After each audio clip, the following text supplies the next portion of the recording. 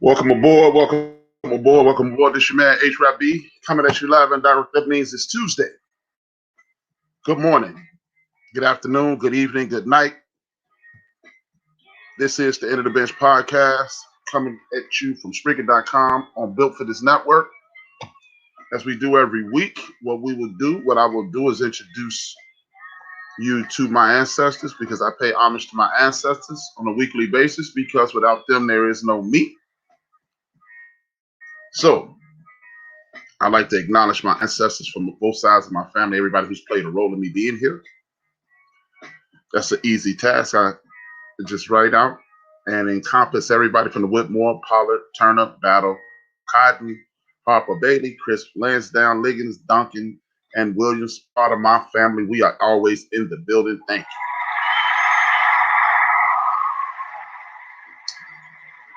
And Williams, part of my family. We are always in the building. Thank you. Now, with that being said, what we will do from this point on is cover the week in sports. It is important that we do this every week because without this, we don't have anything else to do. How about that? Now, you can always catch this live on YouTube, thaendofdabench.com. I want you to go to Spreaker.com, subscribe, leave a comment, be part of the show. It's easy. Use your social media or your email. Go to YouTube. You can go to Apple Podcasts, Spotify, iHeartRadio, Google Podcasts, Deezer, Podcast Addict, or wherever you download your podcast. Thank you for tuning in. It has been a special week in sports. As you heard at the top of the show, we were paying homage to two lost soldiers, the late great Kobe Bryant. We lost a year ago today, and a senior ancestor which transitioned last week, the late great Henry Aaron. It is important that we support our ancestors in this mission because when you support your ancestors, as I do at the top of the show, they send down blessings and protections to you. It is ideal that you do the same anytime you publicly speak. Again, this is the End of the Bench podcast. Thank you for tuning in. I got my main man as usual, Joe from Houston in the building. Talk to me, Joe. What's going on? How you feel, brother? Yo. I'm feeling good, man. Like you said, another crazy week. I'm feeling great overall. Had a great weekend. Ready to get to it. It's always good, man. As they say, it's the old folks say, it's always good to be seen and not viewed. It's always good to be seen and not viewed. We have a action-packed week in sports. Some good, some bad, some ugly. We are going to pick up where we left off at last week. But before I start, I do want to pay homage to the late, great Henry Aaron. Henry Aaron is a key and a seminal figure in our community. The reason I say that is because what people don't know about Henry Aaron, okay, he was the home run king for 40 some odd years or 30 some odd years, however many years it was. He was one of the greatest baseball players ever. We get that. But at the end of the day, no one really cares about that. This is a great man and point blank period.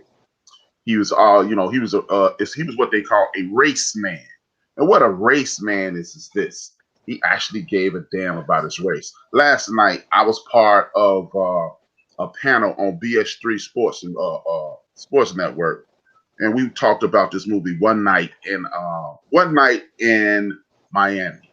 It was a movie that spoke about. It was a play loosely based on the night that Muhammad Ali won the heavyweight championship. At the time, the heavyweight championship was the best thing in the world. You couldn't be anything better than the heavyweight champion of the world.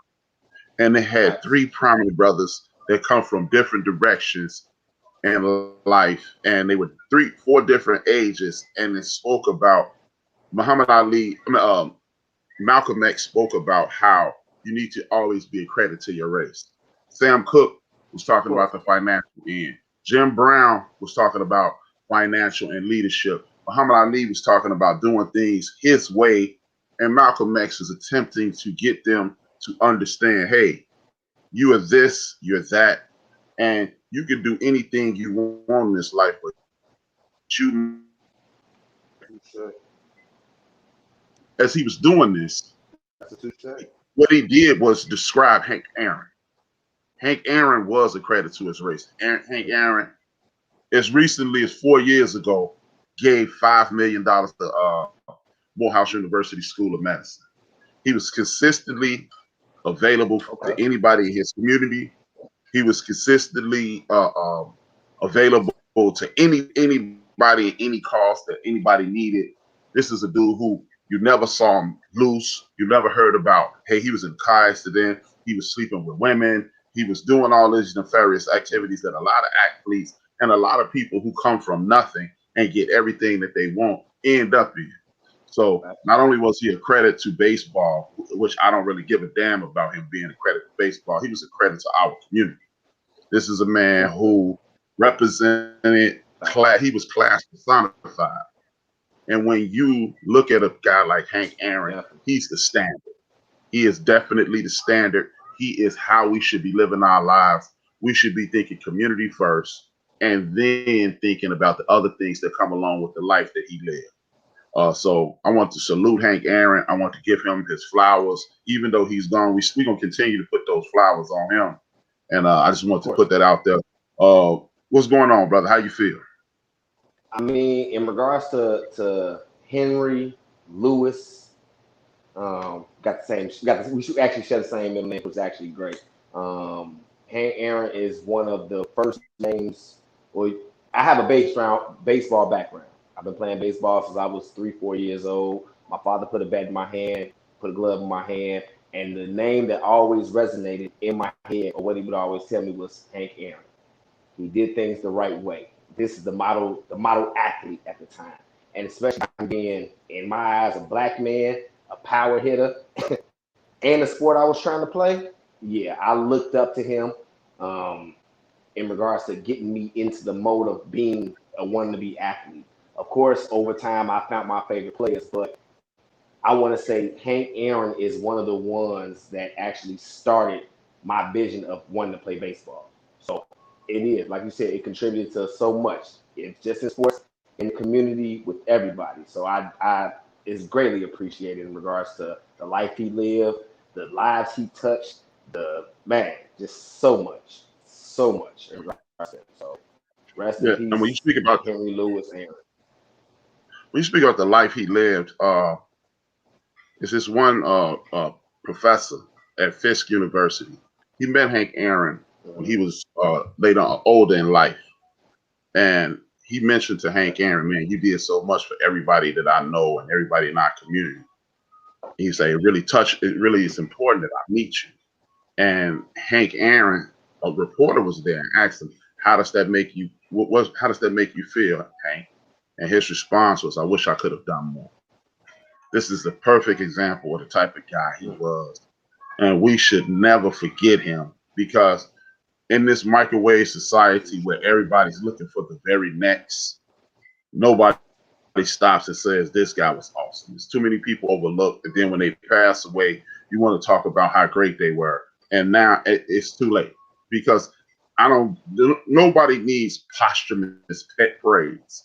I mean, everybody loves it. You know, we want to praise them while they're here, but we need to start making sure we step up and praise these people while they're here, while they're doing their thing, while they're walking around, the Kareem Abdul-Jabbar, the Bill Russells, the Jim Browns, and other people, professors, deans of universities, and other people throughout the diaspora. But I'm just saying, you know, we got to stop waiting, looking for the next Michael Jordan, and start saying, you know what, Mike, you did a lot for the game of basketball. Dr. J and all these guys, you know, anybody who's made a solid impact on any lives in the United States of America from our community, we have to stop waiting on them to die in order to say, hey man, this was a great guy, because it don't mean anything at the point when they're dead. And I hate to speak about it like say so short, be so short with it, but when they're no longer with us, what good does it do to say, hey man, you were great when you were here? You don't hear. You know, the energy is still in the universe. And, you know, the Bible says as long as somebody speaks your name, you'll live forever. So, of course, he'll hear it. But it's a lot better to somebody give you a pat on your back while you walk in the earth and while you're doing your thing, versus somebody giving you praise after they're laying you on the ground and everybody's crying and everybody's saying, we're going to miss you, because it does you no good. It's always good, easy to make somebody. It's easy to make someone feel good. Walk up to them, hey man, you were awesome. Thank you for the inspiration, and then you Right. keep it moving. That's it. It ain't gonna hurt you. It don't cost you anything. None of that. None of that. But that's what my goal is going forward, is to start acknowledging people as they are here. All this, I hate you. I hate him because he played for another team. Damn them teams, because those teams don't give a damn about us. And with that being That's said, exactly. you got Kobe Bryant, 1 year anniversary of his death today. Go ahead, chime in. Go ahead. Well, I mean, as you see the picture behind me, the shirt, the hoodie. Kobe wasn't my favorite player, but I did love Kobe's game. He left it all on the court. Um, they always say Mamba mentality, and that's the mentality that everyone needs to have. Just do your best at everything you can do. So that's what I did admire Kobe about. He's fearless. I hate that his life was taken the way it was. Of course, I mean we all feel that way. But as far as it goes, I hate rest in peace, brother. It's a year. I don't want to harp on it because I'm pretty sure everybody feels the same emotion I feel. If you hated him, if you loved him, it's still a person, it's still a human. So, regards to him, his daughter, and the other people that lost their lives on that plane, on that helicopter, rest in peace. It's 1 year. That's what I gotta say. With me, I am gonna harp on it because it's a horrible situation. That Kobe Bryant isn't here. This dude is. We didn't get a chance to see Kobe get old. It's horrible, and to me, that's the worst part of it. True. If True. Bill Russell passed away today, if Jim Brown passed away today, it would be horrible because nobody wants those guys to die. We want our heroes to live forever. But when you got a dude who Right. never left his 40s, he got 4 or 5 children to raise. Being a person who was raised without his dad, and a person who's lost both his parents at this point in my life, that's something that you cannot replace. Again, Kobe Bryant is another dude. Since they've laid him to rest, the entire world wants to talk about how great he was. You didn't hear about the philanthropic thing. Mhm. The media, the white-facing media, they consistently drew Kobe in a dark place. I remember this one instance at an All-Star game.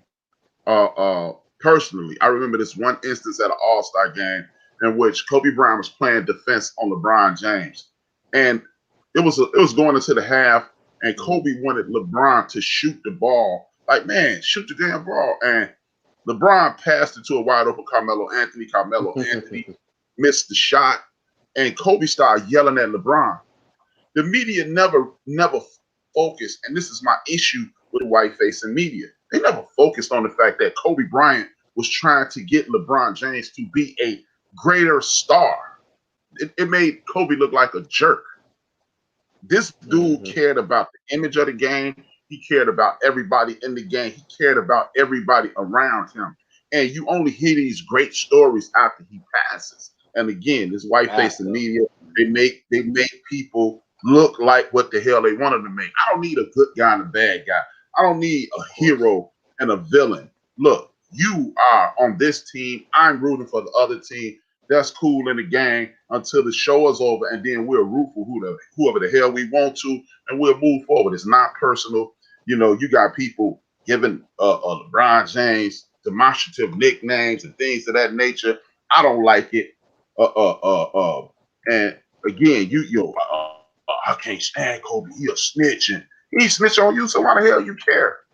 So with that being said, I'm not gonna participate. I never was the guy to participate in that madness anyway, and I'm never gonna participate in it, or I'm not gonna tolerate it around me. Hey, you don't have to be a fan, and you can boo as long as you want, as long as those jerseys are on. You can boo as much as you like. But when you start calling people Exactly. bitches and little bitch and he a hoe, and that's just stupid Hmm. because it, Yeah. it annoys the hell out of me. It annoys me to no end.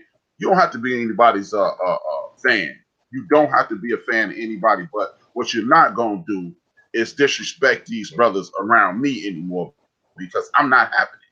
I get it. You don't have. We could what we need to start doing is rooting against the Lakers, rooting against the Bulls, rooting against the Knicks, rooting against the Hornets, rooting against the Pelicans, and not rooting against our brothers, because again, that's another way to divide and conquer us. With that being said, we got our third host on the show, my main man, Big Illinois. What's good, brother?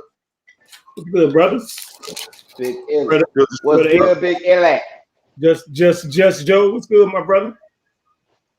Chilling, man. Hey, Good to see you, brother. 15 cents. I can't say $1 no more.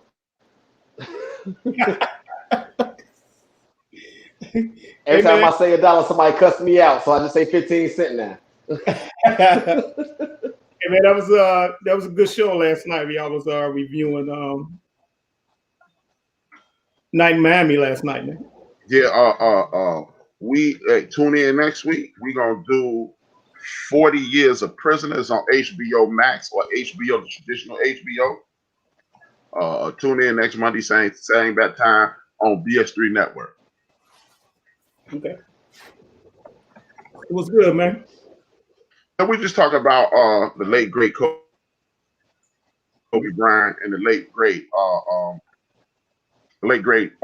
Hank Aaron. And basically, I learned this from Bill Russell. I don't call these guys athletes anymore. They're men who play basketball. I don't do that. What are your thoughts on Kobe? What are your thoughts on the late great Henry Aaron? And then we'll move on with the show, my brother. Man, I'm gonna start with Henry Aaron. I mean, that's a true hero. I mean, he went through it, breaking that record, man. Tom House was on Fox Sports this morning, man. He caught the ball, the home run ball, and he was saying that was his career highlight. but to see the fans gravitate to him when he was rounding the base, watching that shit now give you chills, man. Yes. It give you chills, man. Yeah. But man, rest in peace. It's different. The thing with Kobe, man, I mean, I think we take our great athletes for granted sometimes. And I think that's one instance where when everybody heard that he passed away, it was kind of like, damn, like Kobe, you know, when Mike Jackson passed, this off the sports, but when Mike Jackson passed, you kind of was surprised, but at the same time, you was like, well, but man, it's sad to see pictures of his daughter, knowing that she was similar to him. Man, rest in peace, man. It's horrible, man. And I get it, man. You know, no, we don't want any. Like I said before you came in, we don't want any of our heroes to die, right? But at the same time, when you look at somebody, even 50, I'm 50. You know, I don't want to die. Damn, but it's different than when you see somebody in their 30s die, or you see somebody in their 20s die. You know, and we didn't see this generation. You can make the argument, whether people would agree with me or not, that Kobe Bryant was bigger than Michael Jordan, because the same reason Michael Jordan is bigger than Dr. J. Because if you look at the situation, Dr. J had 2 major magazines following him: Sports Illustrated and the Sport News. No ESPN, no none of that stuff. My son, 27 years old, he knows who Dr. J is. Kobe touched more people than Mike, simply because Mike ushered in ESPN. Kobe became a giant figure with Twitter, Instagram, hell, MySpace, LinkedIn. He's touching more people. You know, you got people on the golf course. Michael Jordan is a legend to a lot of people. Hell, like people like Joe. Joe saw it at the end. It's just like with Dr. J, with somebody that's 5 years younger than me. Yeah, you 5, maybe 7 years younger than me. My cousin Chris, he's 7 years younger than me. Yeah, at age 10, he saw Dr. J play, but it didn't have the same impact on him as it had on me, because I saw Dr. J from the time Chris was born, which was I was 7 to 17. So I got soak it in. Michael Jordan is a rumor to a lot of people. He's like, hey man, Bill Russell scored 100 points. We didn't see that, so it don't mean as much to us. Kobe raised the digital age, the multimedia age. So I'm not saying that he is, but you can make the argument that Kobe Bryant is bigger than Michael Jordan. Okay. Being said, it can be made. I mean, one era Mike had it can be made. It's. I mean, then it goes into stuff like the impact of stuff he has. Cause like, yeah, Kobe is still. You know, think about it. When you shoot a basket, when you throw a tissue in the garbage can, you say Kobe. But then every other week they got a pair of Jordans that are coming out. So it's still always a battle in regards to who's gonna be bigger in regards to. It's all about who you like overall. They both had major impacts in regards to basketball overall, especially during the quote unquote golden eras of the years. 90s was mostly Michael Jordan. The 2000s on was mostly Kobe. So they had, like they said, 10 years of dominance. They both had. So that's more so why it's like it's always a question or argument of who had the better times.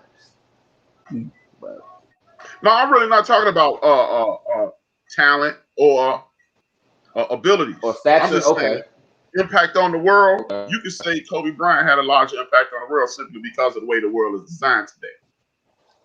When I was in my 20s, I couldn't pull out a phone. In 1991, I couldn't pull out my cell phone and look at a basketball game. I could watch Kobe anytime, any place on earth. Facts. You could be in Budapest with phone service and watch an NBA basketball game. You could watch Kobe Bryant score 61 points in his last game as long as you were on earth and with service to your phone. You couldn't do that with Mike. And that's one of the reasons Mike is bigger than Dr. J, if you ask me. Facts. Okay. I get what you mean. Yeah, I'm not talking about personal favorites. I'm just talking about, by and large, the impact on the world. Kobe Bryant he was a hell of a dude, and it just angers me, and it seriously angers me that people made him out to be a bad guy.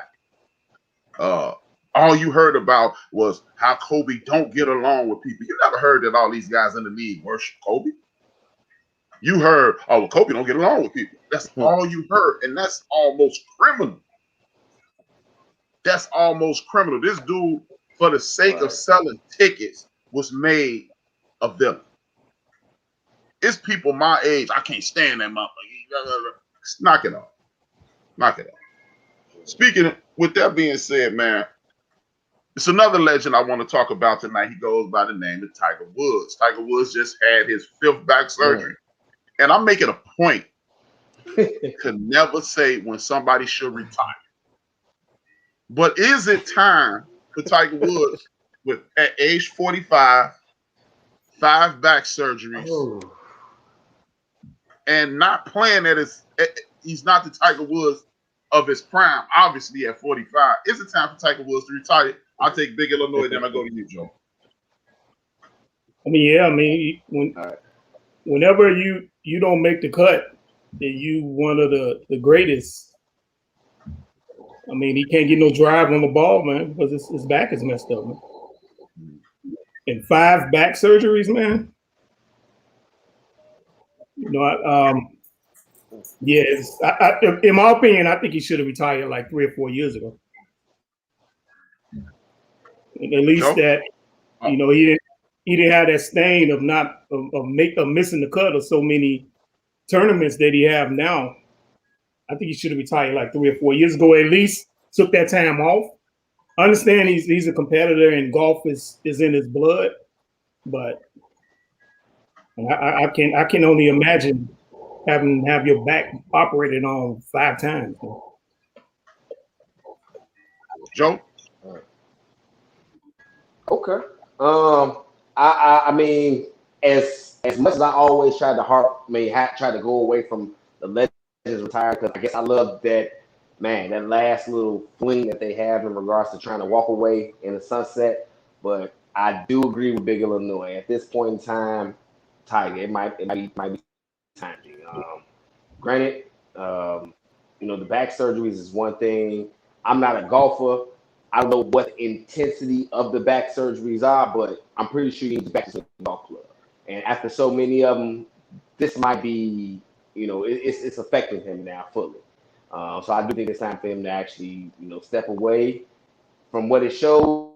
His son is starting to get into it. Maybe this is the time where he can, step back from actually playing and do the whole coaching thing in regards to trying to get his son going. I mean, hey, it seems about that time for him. So that's what I think. Yeah, that was cool with him and his son. Well, I definitely believe it's time for Tiger Woods to retire. Anytime, it's like a boxer. If you start getting beat up a lot, and you start losing horribly like Roy Jones did at the end of his career, it's time to hang it up. It's easy to sit around and like, man, we love Tiger Woods. Tiger Woods is the man, yada, yada, yada. We want to see him play forever. We do, but again, as our hero, as a dude who attracted people from all walks of life to the sport of golf, when a lot of people didn't give a damn about the sport of golf. A lot of people in the hood, it was it's an elitist sport. It's a sport that's extremely expensive to play. It costs money to buy balls. You got to have the proper clubs. They have to be cut to the proper height. So it's nothing that people in the hood, so to speak, or working class people were really participating in. And he ushered in an era in which they would be engaged. The average everyday man would be engaged. He's made his mark on history. And what I slightly disagree with Big Illinois is I don't think not making the cut will damage his legacy, Big Illinois. What I do say is just gracefully, at some point, man, you got to be like James Dean in regard. When it comes to sports, you need to be like James Dean, die young and leave a good looking corpse. Don't be like Muhammad Ali. Don't be like Sugar Ray Leonard. Don't be like Michael Jordan. Oh man, Mike look good at 40. Nah, he didn't look like Michael Jordan at 40. So no, I don't want to look like Dale Ellis at 40. I want to look. You should leave as close to your peak as you can. So I can see if it's like Kareem. You win NBA titles. You win the NBA titles. You're not Kareem, but you're a major portion of why you win it. Yeah, gracefully bow out, and that's one thing to say. It's time for him to retire because you're talking about if you're one of the luckiest athletes in the history of the world, you get a 15+ year career. So how I'm gonna tell you, you work your whole life to do this, you get 15 years to do it. Now go ahead, man. But at this point, I'm looking at Tiger Woods like, hey, bro, I'm not a fan of yours. I'm not a fan of golf. I never will play, never have played, have no interest in playing. But I do know in regards to golf, you are an iconic figure, and I think you need to gracefully bow out while you can. And I agree with Big Illinois. When he won that last Masters, that should have been his last year.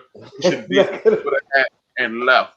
And at that point, he's able to walk away with his chest out, his head held high. Because dropping the mic, I think he would have been able to. I think he could have just said, "I'm done." What do you say, Big Illinois? Instead of dropping the mic, I would drop my putter. Right. Just I'm out. I won a major championship. Walk away in the sunset. Because he has to know you ain't winning no more of these big time tournaments. You may be able to win the Masters because the Masters is more knowing the course versus being able to play. But you're gonna wait every year to win? You gonna save your body to the Masters, and then that's it? No. One time a year, baby. That's why I don't respect Roger Federer. That's why I don't respect Roger Federer. You only playing in the majors. Nah, man. This is about attrition. All sports is about attrition.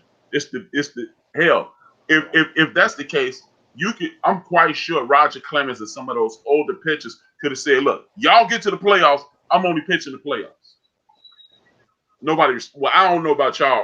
I don't respect that. Y'all can close it out on that one if y'all like, or we could just move on. Let me know what y'all want to do. That's pretty much that. We all feel the same way about it. We feel that Tiger should have been done a couple of years ago. We love him. He a legend, but it's time to walk away, dog. Plain and simple. Man, you can't lift too many waitresses with a bad back, man. Well, with that being said, we're a month into the NBA season. It's been extremely competitive, extremely interesting. We have teams out of nowhere. We have players out of nowhere. We have coaches doing their thing. What we're going to do is do a brief. I'll give y'all a review from top to bottom in regards to the standings, in regards to the divisions. And then we'll move on. We'll move on and talk about best coach, MVP at this point, team that's out of nowhere, and the disappointing team. And then we'll move on to what we really want to talk about.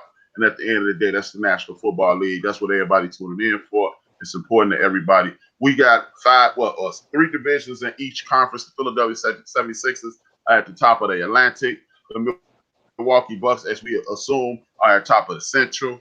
At the Southeast, you got the Atlanta Hawks on top. You got the Utah Jazz on top of the Northwest. At the Pacific Division, you got the Los Angeles Lakers. In the Southwest Division, you got the Memphis Grizzlies. Talk to me about, let's start off, what are your thoughts on the league after 1 month in?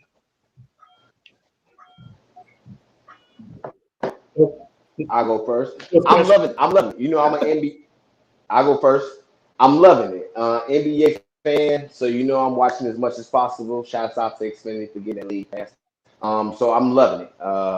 I'm watching so many games. You know, it's still weird. No crowd and stuff like that. I don't care for that, but you know, it's basketball. I mean, it's a lot of. Truthfully, I do see myself quite a few times a night throwing my face palming like, wow, I keep shooting all these threes. But I gotta remember that's the age that we live in. They gonna live by the three, die by the three, and they're gonna keep shooting. You know how many times I scream my TV and saying going into the big man.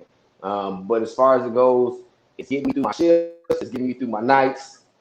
It's entertaining to me.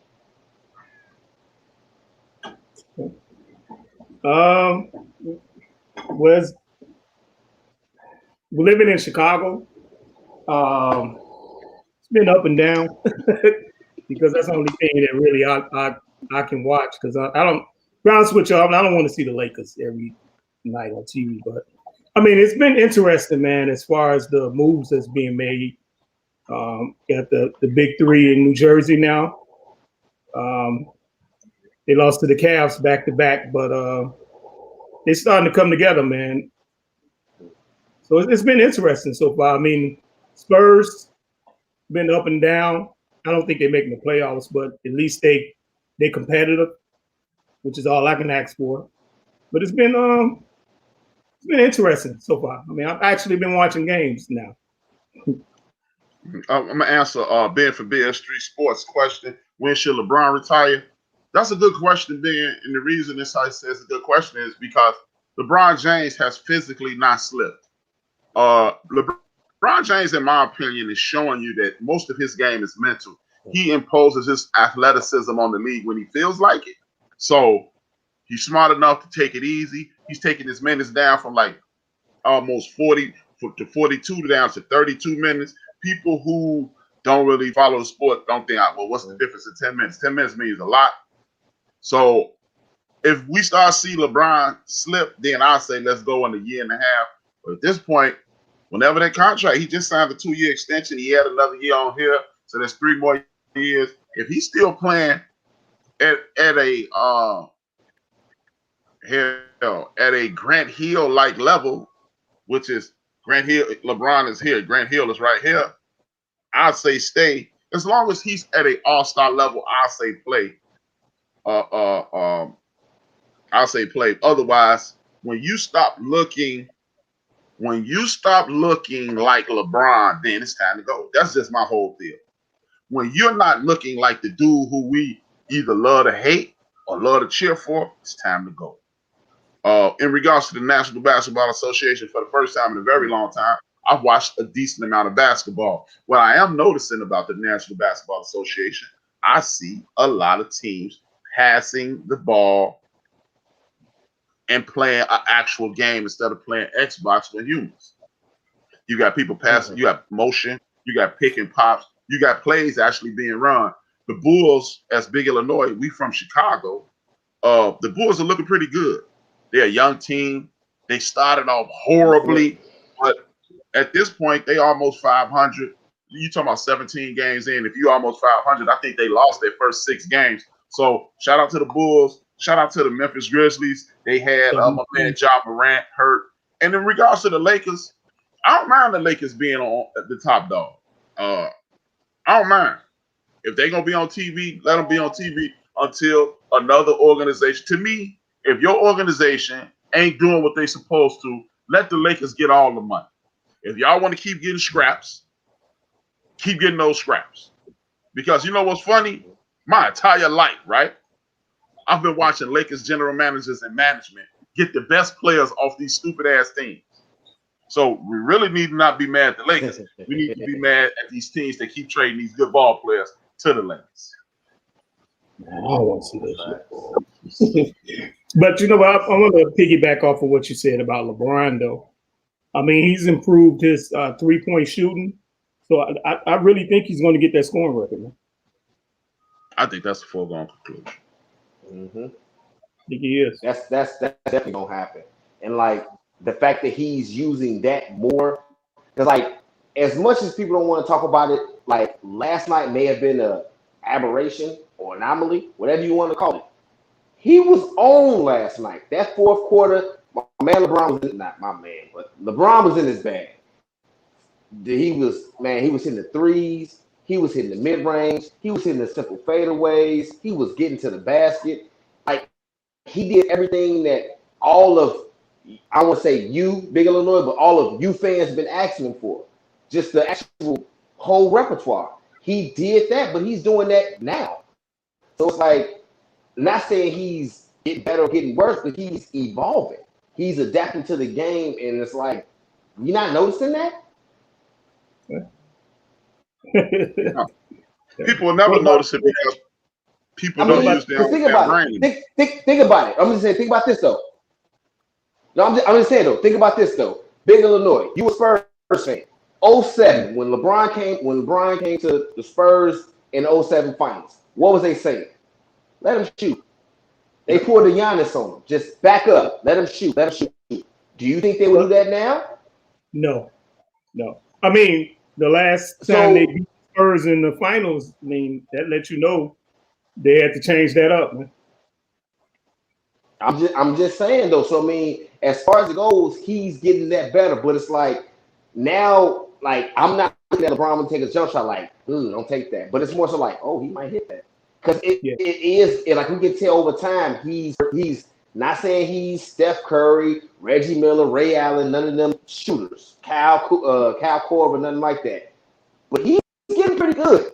He's knocking them down at a far more easier clip than he was. And you can tell. Now, if you work on that free throw shooting, that'd be a whole different story. Well, that's, but you can tell the confidence he has in the 3-point shot, too. Still. Just like when Jimmy Butler was here. Jimmy Butler wasn't the dominant force that he was with Miami last year. I mean, he was a good number 2, right. Number 3, but he took his game to another level last year, man. In Chicago, the people in Chicago, we like, damn, well, we didn't get that Jimmy Butler here. But I mean, I always said Jimmy Butler didn't work that way. The only reason I ever said Jimmy Butler didn't work that way is because somebody was always considered quote unquote better than him. So he was competing with that person and not competing the team against him. So that's why I always felt like Jimmy Butler didn't really work where he was supposed to in Chicago, in Philly, in Minnesota, because the media always put someone ahead of him in regards to who the team was. And that's what he didn't like. Well, it was people better than Jimmy Butler when he was in Chicago. It was people better than Jimmy Butler when he was in Philadelphia. I mean, I don't think Jimmy Butler is a superstar, but I thought you always looked at him as a 2.53. Now I think he's a solid 2. But you're right. I mean, with evolution, it just shows if you allow these people to work on their games, they will improve annually instead of just having a damn 3-point shooting contest. Who the hell wants to watch that And people are, well, that's just the way the league is now. That's why you don't want to watch it. You know, and to Big Illinois' point, people in Chicago going, where was that Jimmy Butler at? Guess what? The people in Chicago was putting Manny Moe and Jack on the court with Jimmy Butler. So he can't carry a franchise, but if you put the right pieces around him, shout out to Pat Riley, he'll be able to do his thing. And that's what I believe the problem is. Thoughts? I mean, because he had D-Rose towards the end. Because it just broke last year. Yeah, I mean, I feel you. No. Oh, you were saying something? And Chief Rocker say Miami has too many twos on their team. I agree with that. Yeah, he said something. I mean, as far as it goes, that's gonna have to evolve. Like in regards to Jimmy Butler moving on, he proved last year in Miami that he can take the reins and say, "Hey, get on my back. We're gonna do what we can." So he has some developing stars. Bam is great. Well, I don't want to say great. That's a hard word to throw out. Bam is a very good ball player. He knows what he needs to do. He's willing to rebound. He's willing to do scrappy work. He's ready to put the ball in the basket. That's what Jimmy Butler needs. He got the shooters, Duncan Robinson, Tyler Hero. Hey, as far as it goes, as long as they get everything together with them, everybody gets healthy, Miami's going to be just fine. They was the 5th seed that took out the 3 seed and 1 seed. They're going to be just fine. We got some. J.A. Shabazz said Jimmy Butler is a professional. And there you go. That's the best way to put it. Jimmy Butler is a professional basketball player. He just belongs. Huh? I like Jimmy when he was here, man. It's just no. That's not a knock. Well, I'm not taking it as a knock. Yeah. And as I'm no, it's not a knock at all. I don't think it's a knock. Jimmy Butler can play basketball. He's a basketball player, and he needs to be put around other basketball players. And in here, they didn't want to play him because I heard this out of one of these. What's the man name? Wojnarowski. He said that the reason Tom Thibodeau is no longer with the Bulls is because the Bulls wanted to undercut Jimmy Butler, and they wanted Thibodeau to take some of the time away. And Thibodeau said, "No, I'm not going to do that." And let him play, let him put up his numbers, and max them out. And that's why Tom Thibodeau had to go. See, this is why I keep saying, and I'll continue to say, I personally feel that it ain't NBC, ABC, TNT, or whoever else showing these games fault that the Lakers are on TV every week, that the Brooklyn Nets are going to be on TV, that the Miami Heat is on TV. It's the Bulls management, and whoever else who's not on TV is their management fault. Watch this. Explain to me how the Houston Rockets have gone from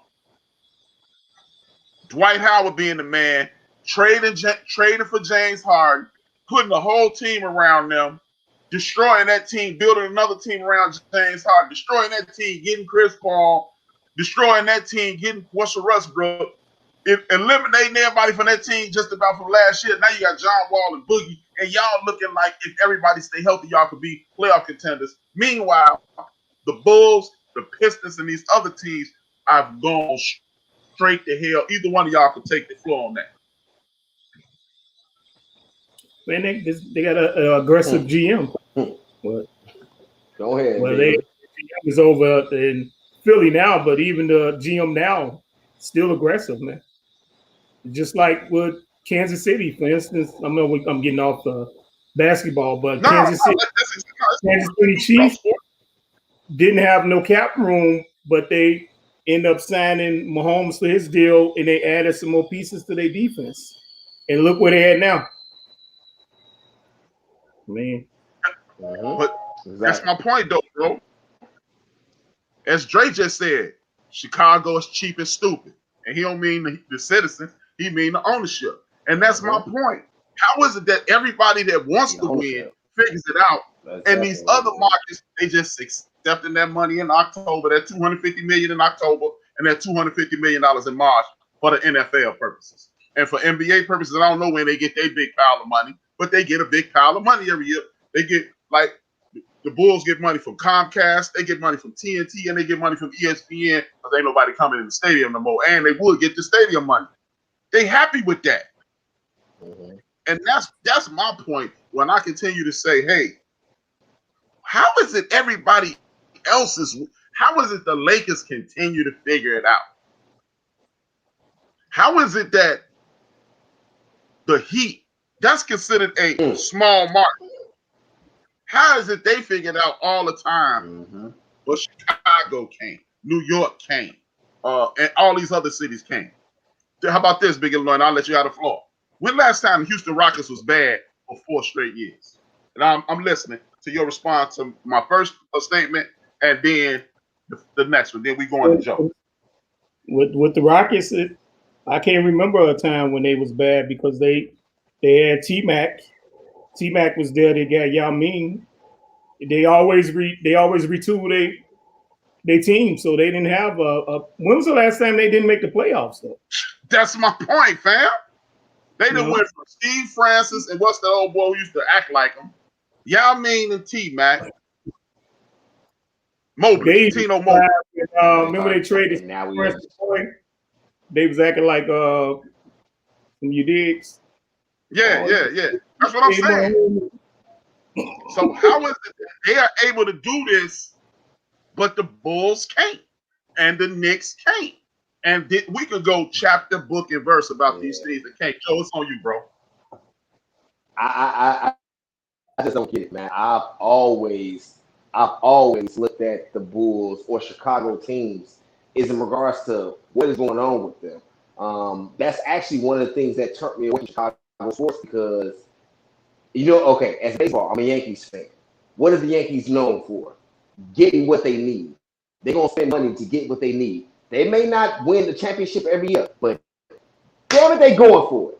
They going for what they need. They know we need a right fielder. We're going to get him. We need a catcher. We're going to get him.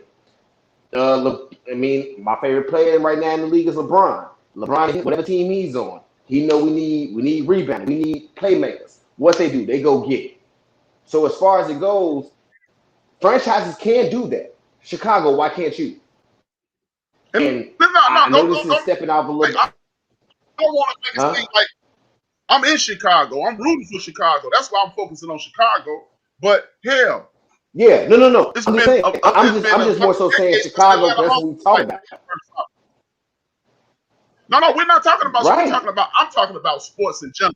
I'm talking about the Brooklyn Nets up until 3 years ago or 5 years ago. They were trash.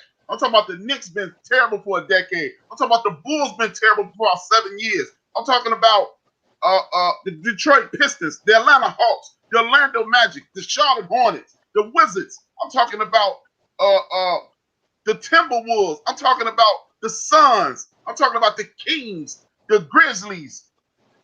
That's the Pelicans.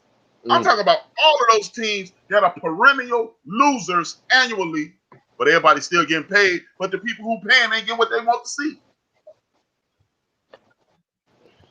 Man, hey, that's more so why it sucks to be a fan in regards to some of these sports teams. Now, the good thing about it is that COVID put a stop to that because as far as it goes, you already paying your cable bill, you already paying your internet bill. Have you watch these games on TV?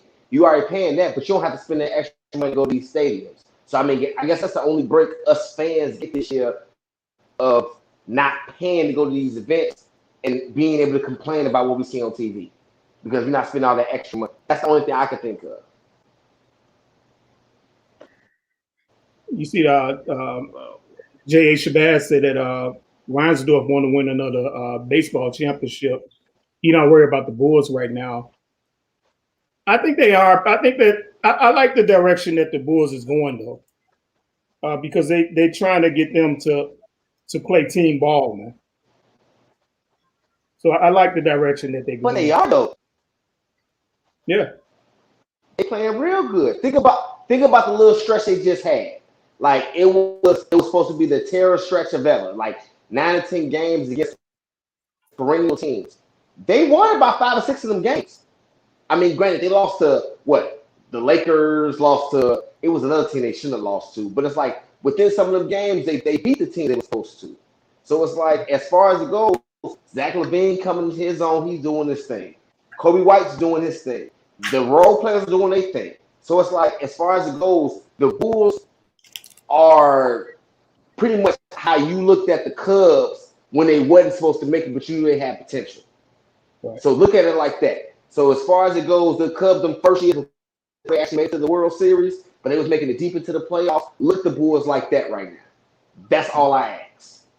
Yes. It's just, hey man, I just grew up watching damn near the entire league being competitive, and I don't see that anymore. And I've said it. If I've said it once, I've said it 12 dozen times.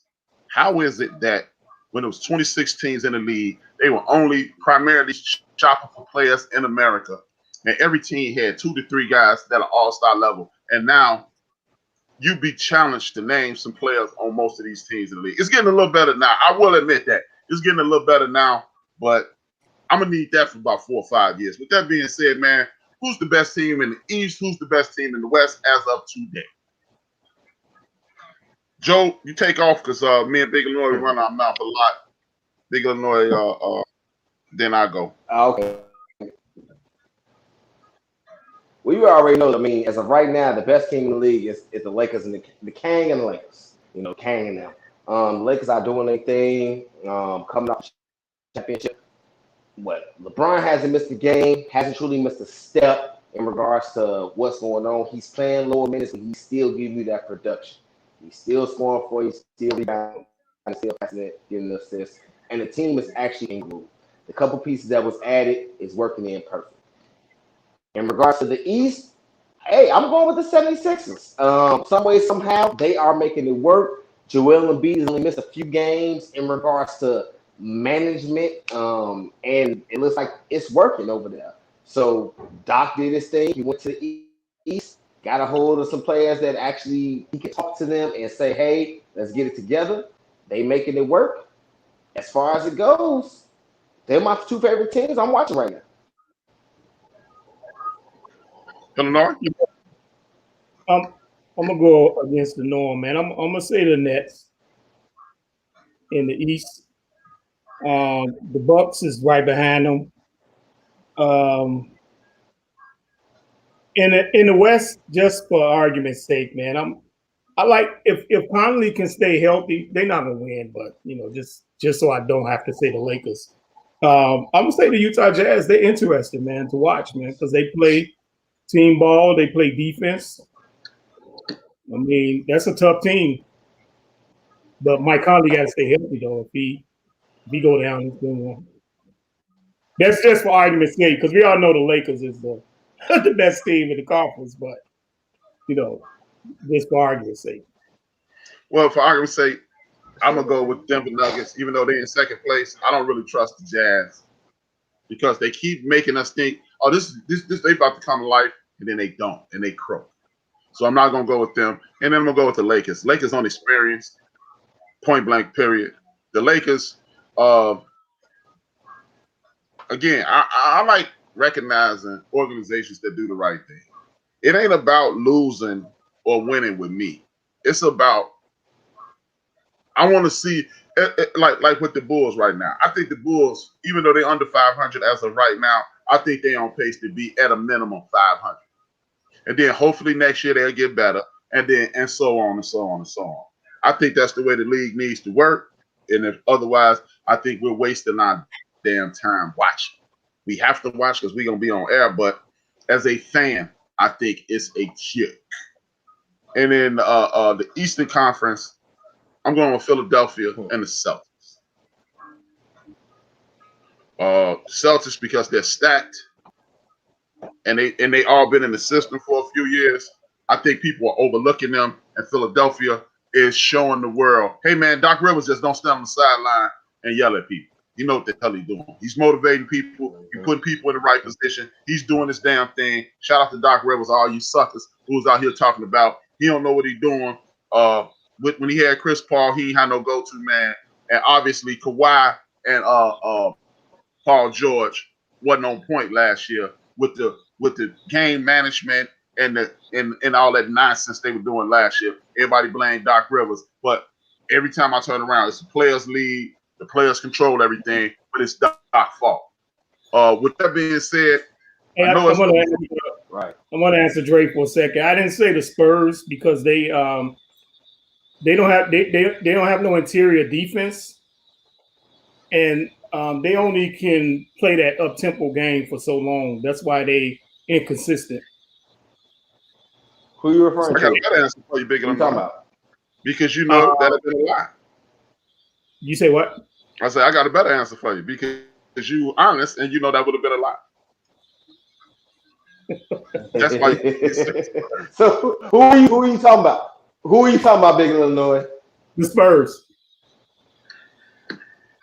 The Spurs? Oh, you don't believe that. The Spurs. Hey, look. The Spurs need to go ahead and get rid of DeMar DeRozan and go ahead and send to the Lakers. Go ahead. The Lakers need him. Hey, I think a team like as far as it goes in regards to the Lakers, if there is a missing shooter, there is. Granted, everybody knows they can shoot. Nah, I like the mid range for DeMar DeRozan, man. He get in there.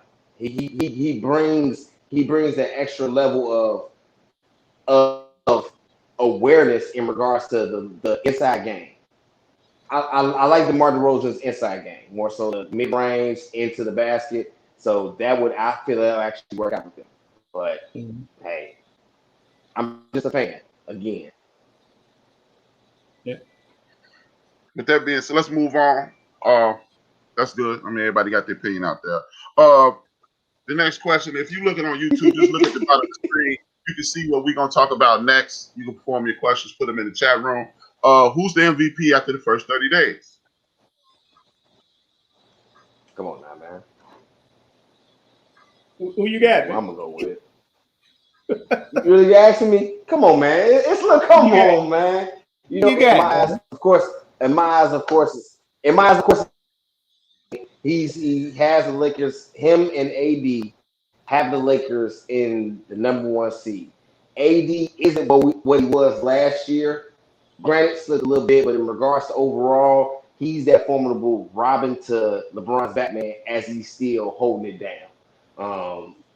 So, I mean, as far as it goes, think about it. The amount of minutes he's playing is slipped, but the points really haven't. The production really hasn't. And he's shooting the three for a better clip. Like I said earlier, still need to work on those free throws. But as far as it goes, come on, man, it's LeBron. Yeah, I'm gonna have to agree with you. I can't go against the grain on that one for argument's sake. I'm gonna have to say the Kang, man. I'm gonna go against the grain. As much as I like LeBron James, I'm using the mentality, and y'all can respond if y'all like. I would love to hear y'all respond to what I'm about to say. I listen to John Sally a lot. He's a cool guy. He's a good guy to follow on social media if you want to follow him. But he made this statement. He said the MVP is not the best player in the league. It's not the dude that's most effective in the league. It is the guy who the league can use the most to promote the league. And with that being said, I'm going to go with what Chief Rocker said. Kevin Durant is the league MVP at this point. This dude missed the whole year of basketball, and he don't look like he missed the whole 5 minutes of basketball. He playing defense. He is the only dude over there in Brooklyn that don't sit down and pee, it seems like. And KD doing it. KD. I mean, he looks like he's going to be a comeback player of the year and league MVP at the same time. Y'all can answer what Sal said, or y'all can answer or just respond to what I said, either one of y'all. I mean, as far as it goes, he's not completely wrong. He's not completely wrong in regards to that aspect. If the NBA had the comeback player of the year and stuff like that, KD will be a definitely shoo-in for it. But in regards to overall, yeah, KD. I mean, he has the he had the anticipation in regards to the cloud, all of that coming back from that injury. We all know Achilles is what at one point in time was the death certificate in regards to your athletic career. But as far as it goes now, modern technology, modern science has all changed that. KD's coming back. He's looking pretty strong. He's gonna be a tough out. I will admit, it will be a tough out in regards to KD doing his thing. I know what Big Illinois laughing at.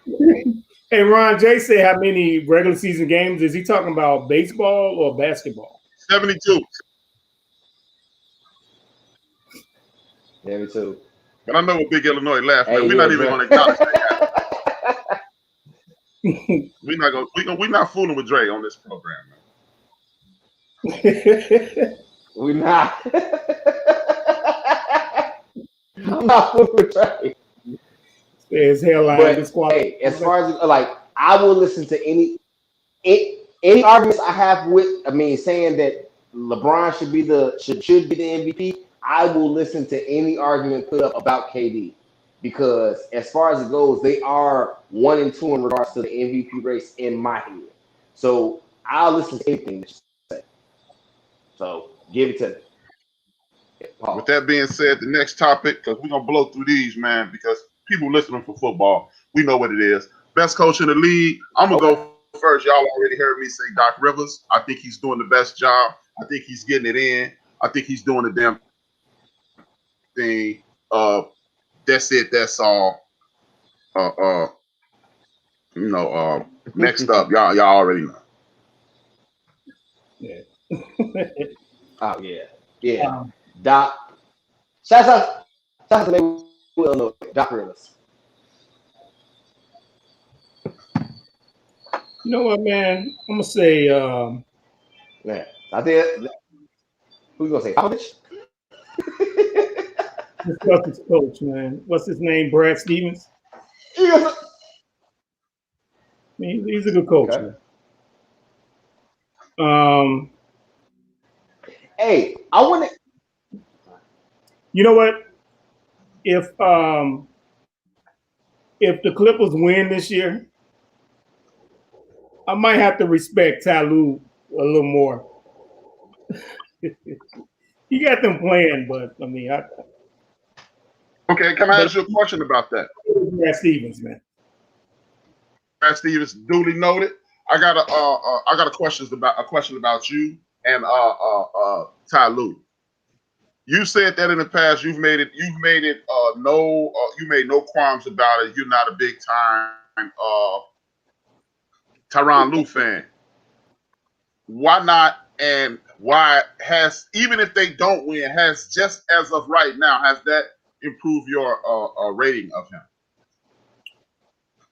Well, I think that I mean, because even David Black, he got them to the finals. I mean, they had LeBron. I mean, yeah, he got them there, and they won off of LeBron and Kyrie. But other than that, he really didn't. I don't think he took that team to another level, in my opinion. But with the dysfunction that was supposedly going on with the Clippers, Paul George, I think Paul George still played good last year. He just had a bad playoff. But they playing at all-star levels. Kawhi playing at all-star level. He got that team humming, man. It's just they in the same conference as the Lakers, man. I mean, because they have an identity now. Mm. I'm not saying that they didn't have no identity with Doc, but now when you play the Clippers, it's like, hey, man, we need to watch out for Paul George and Kawhi. So I'm digging that, man. I'm forced to agree with Chief Rocker in regards to the Knicks. The Knicks are looking just like the Bulls. Are you okay? The Knicks are looking just like the Bulls. Though. So you're looking at a situation to whereas you have to consider Thibodeau and you have to consider Billy Donovan here in Chicago as well. Go ahead, speak on it, Joe. I'm with it. Billy Donovan. I'm with the Tibbs. Tibbs got I'm with the Billy Donovan. I'm with the Tibbs. Got everybody playing 45 minutes a game. That's nothing. This neither here nor there. Big Illinois. I have a question for you. As far as we know, the Clippers have been great within the regular season in regards to play. I mean, regular season P and standout Kawhi. Do you trust him in the playoffs?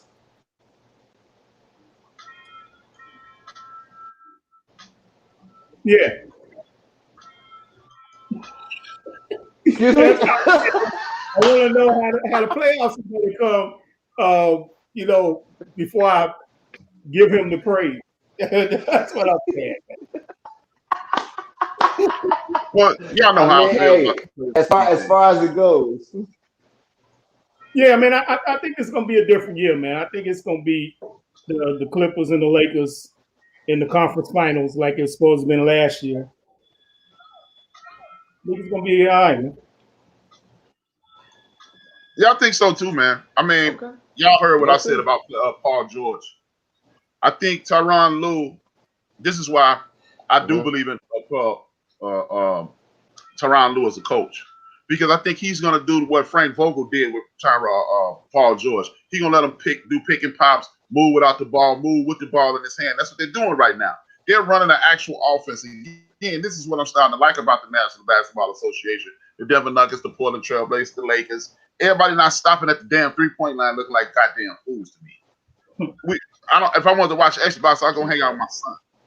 So that's why, I get it, Big Illinois, but the only knock I have on your opinion, and it's not really a knock, the only thing I would disagree with your opinion about Tyronn Lue is if your team make it to the NBA Finals and losing, there's really not another level to take them to. If you can maintain that, that means you done your job. Like Pat Riley picked up the Lakers in 1981 and went on to win 4 NBA titles after Paul Westphal won one in 79-80. That kind of did. But anyway, that's neither here nor there. What team came out of nowhere? What team is playing very well that you didn't see doing the damn thing, but you like, oh, damn, they're actually balling right now. Since I was talking to you, Big Illinois, you take over. I'm gonna say the Grizzlies was out without Morant for a long time, and they still in the playoff mix, man. Because I thought that team was gonna fold, but it's kind of early for that though, because the Pacers is playing real good too. Consider how they got rid of Oladipo. Now I'm gonna go with the Knicks. They on a little losing streak, but I'm gonna go with the Knicks, man. Okay, Joe. That's formidable. I'm actually gonna go with the Cleveland Cavaliers. They have came out of nowhere. I mean, Colin Sexton has been emerging the last few years. He's been doing this thing the last few years. But as far as it goes, Kevin Love is going. Like he's not playing. He has some big man over there. Adi Osman. He's over there shooting around. Like they are. The Cleveland Cavaliers are doing their thing. I mean, as quiet as they kept, they beat up on the Brooklyn Nets a couple times in a week. They beat them 2 times in like 3 or 4 days. So it's like that's something that we didn't notice. Like Andre Drummond's over there playing. What's the guy with the fro? Allen, he's doing his thing as well. So yeah, I want to see how far it goes with them, but I am worried about them having 7 people over 6'10" on their roster. Because I think they got Drummond, McGee, Allen, Kevin Love, and probably a few more people that I can't really think of. But that's 4 right there. That's his name. So I'm pretty sure that sometime between now and the trade deadline, a lot of those big men will be moved around. Hey, Dre said he can score on Cleveland, and Tracy said the Atlanta Hawks. I was gonna pick the Atlanta Hawks also, but with the additions that they made to that team, they should be in the thick of the playoff race, in my opinion. I mean, as far as it goes, I mean, okay. So question, Dre. You in the chat. What did you expect Cleveland to do this year? Do you expect them to be in the playoff hunt at all? even though it's still early, we might be what we said, HRap, a month into the season. Did you expect Cleveland to be what, under 500, maybe below 500, above 500? And if you expect them to be in a playoff race and you saying no, they in the now. So that's a surprise. Hey, I ain't gonna lie. I was like counting the days as to when they was gonna trade Drummond. To be honest with you, but they actually played, man. Well, with me, this is a team under 500, but I think they only under 500 because of circumstance, not due to play. And that's the Houston Rockets for me. Everybody thought, oh, well, John Wall's not going to be able to make it. And John Wall looked like John Wall. Boogie is not looking like Boogie Cousins, one of the most, if not the most dominant post player and big man in the league at this point, because they're trying to slowly work him into it. But the Houston Rockets have not missed a beat when they were healthy. They had a COVID situation. John Wall missed 1 or 2 games, and they still 1 game under 1 or 2 games under 500. Oh, let me look it up. 3 games under 500. When you got all that going on and James Harden throwing games and y'all still right in the thick of it, even though they're not in the playoff hunt, but when you remove a dude who's led the league in scoring, a dude several times, a dude who led the league in assists a couple times, a dude who came a rat far away from a triple-double a couple times and won league MVP, and y'all still maintain, I'm going with the Rockets. Dre said he expected Cavaliers to have a top 5 draft. I totally agree with Dre. I think this is an anomaly. I don't think the Cleveland Cavaliers, Rocker agrees with y'all, but I think this is a situation with the Cleveland Cavaliers by All-Star time, whenever the hell All-Star break is, seeing how we don't know when the season started yesterday. Whenever All-Star game, around the All-Star period, what's the name of them? The Cleveland Cavaliers, they'll be right where they need to be. Lottery. What about the Bullets? I mean, the Wizards having to cancel all these games, man. That's a whole nother situation. They haven't played a game since New Year's. That's crazy, man. They haven't played ever. Like, I don't remember them playing this year. So something has to get done because you can't keep throwing their schedule off everybody else. So something has to be done because what are they like 6 and 7? Everybody done played 20 plus games. They only playing 13. So something has to change real quick in regards to getting these games. Yeah, they're 5 games behind. They're 5 games behind. They're only 5 games behind. You can make 5 games. In basketball weeks, that's like 2 weeks though. Right, it's 5 games. It's not like 10, 15 games. They 5 games behind everybody else. It'll work. As the screen says on YouTube, what's the team that's most disappointed in you? Joe, you the last person to talk, and then Illinois and I pick up the slack. The most disappointing team to me, I'm gonna have to go. I'm gonna have to go with the Pelicans. Granted, we never expected them to be number one seed in the Western Conference, but as far as it goes, Brandon Ingram was doing this thing. Zion was coming together and holding his own. Granted, they did move Drew Holiday and Eric Bledsoe came in. You know, I don't care for Eric Bledsoe. That may have derailed what I thought was supposed to happen, but they're not gelling the way they're supposed to be after a season together. I've heard rumors in regards to trying to move Lonzo and move JJ Redick in regards to this. So that may mean they probably try to hit the reset button and just make sure Zion and Brandon Ingram is the focus of that franchise. So as far as it goes, that's disappointing to me because as far as I thought, that team was supposed to go somewhere. Yeah, you know what?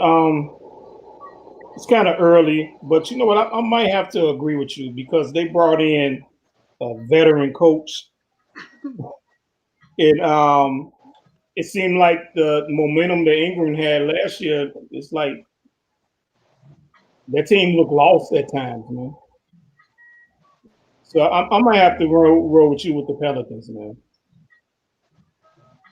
For me, the most disappointing team is Sacramento Kings. The reason I say the Sacramento Kings, they were coming into their own last year. They almost made the damn playoffs. And they getting their draws kicked in their ass all year this year. I don't like it. Obviously, It's another case of y'all in nepotism. Y'all got Luke Walton down there fucking up that team like you fucked up the Lakers. And as far as the Pelicans, Stan Van Gundy, man. That's all I'm gonna say. Stan Van Gundy. He's the veteran coach, man. Yeah. They had a veteran coach. And you know what's funny? The Kings, Gentry. Yeah, the Kings were in my list of that as well. Because as far as it goes, Marvin Bagley, Buddy Hield, they were supposed to come in their own at this point. Now, Buddy Hield is supposed to be quote unquote a household name at this point. You know, he can be the man. It's just quote unquote small market, so that's why he's not getting the exposure he wants. But they also not winning, so that's what kills any starter he can get. Bruh, in my opinion, Buddy Hield only gonna be the man in Kansas. He ain't got what it takes to be the man. I ain't building no damn team around no goddamn Buddy Hield. I tell you that. I'm not doing that. Buddy Hield. Hey man, that man's a ball Dude player. from Kansas with the that man's a ball player, man. He's a ball player. And he's a shooter. I'm not. Hey, if you ask me, hey, what you need for Buddy Hield, I'm gonna be like, you gonna keep him. Buddy Hield ain't no difference, mate. So, like you said, right, you said Buddy Hield. Let's get to it. So, who is he on the level of or better than that's worth a damn? No. I'm just saying the talent that was put around in Sacramento where you would think it would be formidable. I'm agreeing with you. They were on my list of disappointments, but I thought they were supposed to do something better. So I'm agreeing. No, I'm just going off. You said Buddy Hield was going to be the man. He is a man. I like Buddy Hield. I like Buddy Hield. I mean more so, because I've been getting big into the college basketball, and he was one of the last ones to come out when I first got started into watching the March Madness the way I was supposed to. So yeah, Buddy Hield was a name that I've always remembered. So I've always tried to watch his career. I thought he was supposed to be something. It doesn't look like he's panned out the way he was supposed to. Egg on my face. Okay, forget his name. I got a question. Do y'all think Kobe White is the answer? I miss you. I didn't hear you. Do you think Kobe White is the answer for the Bulls at point guard? Because I think that's the position that they need to upgrade. I like him in that like that Ben Gordon role, but as a starter, I'm not liking him as a starter. At least not at this point in his career. You think maybe Buddy Hield is from Barbados, not Jamaica. Okay, he was from the Caribbean, and he's still Joe average. Kobe White.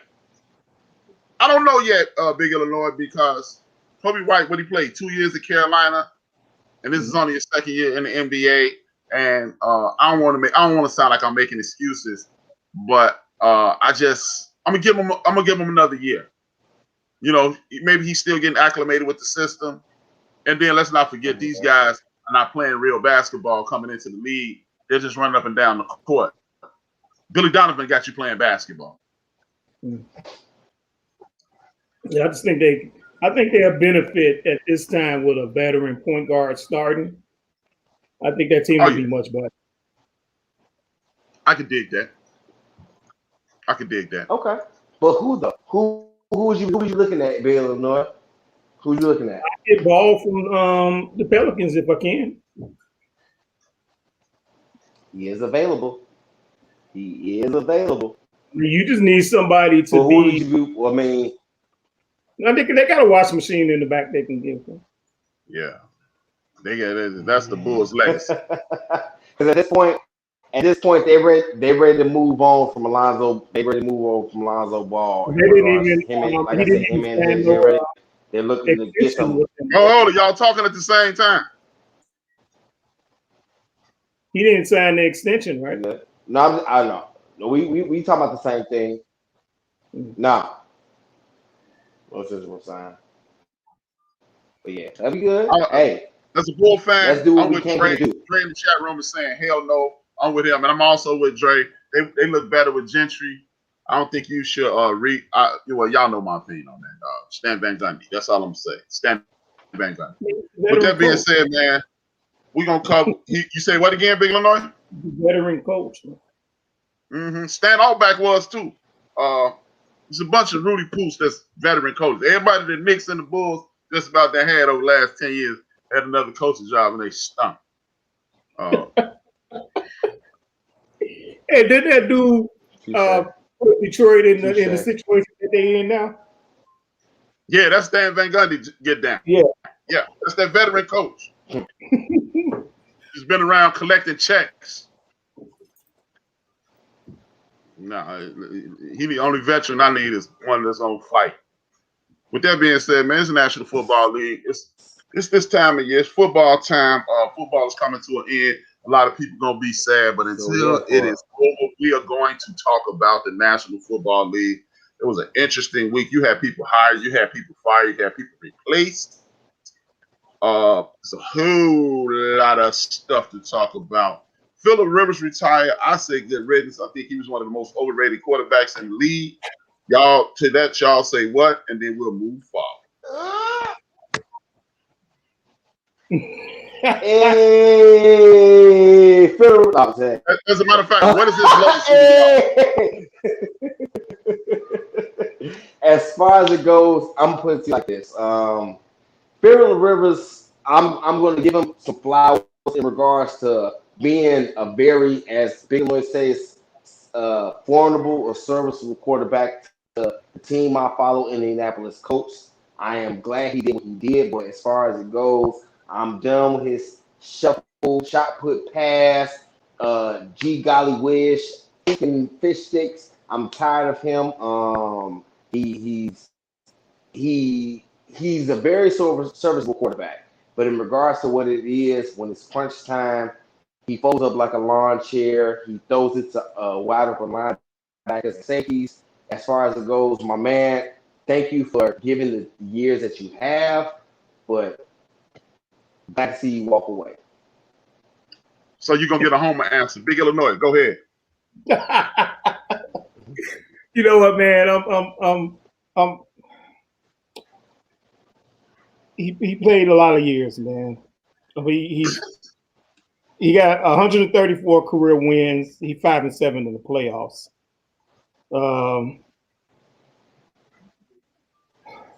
Always found himself down by 3 or 6 points because he was throwing those long-head ass interceptions. But you know what, though? The offense was productive, though. I mean, you know what? I think he's a Hall of Famer, man. Come on, you gonna say it. You about to say it, ain't you? You about to say it. Go ahead and say it. Go ahead and say it.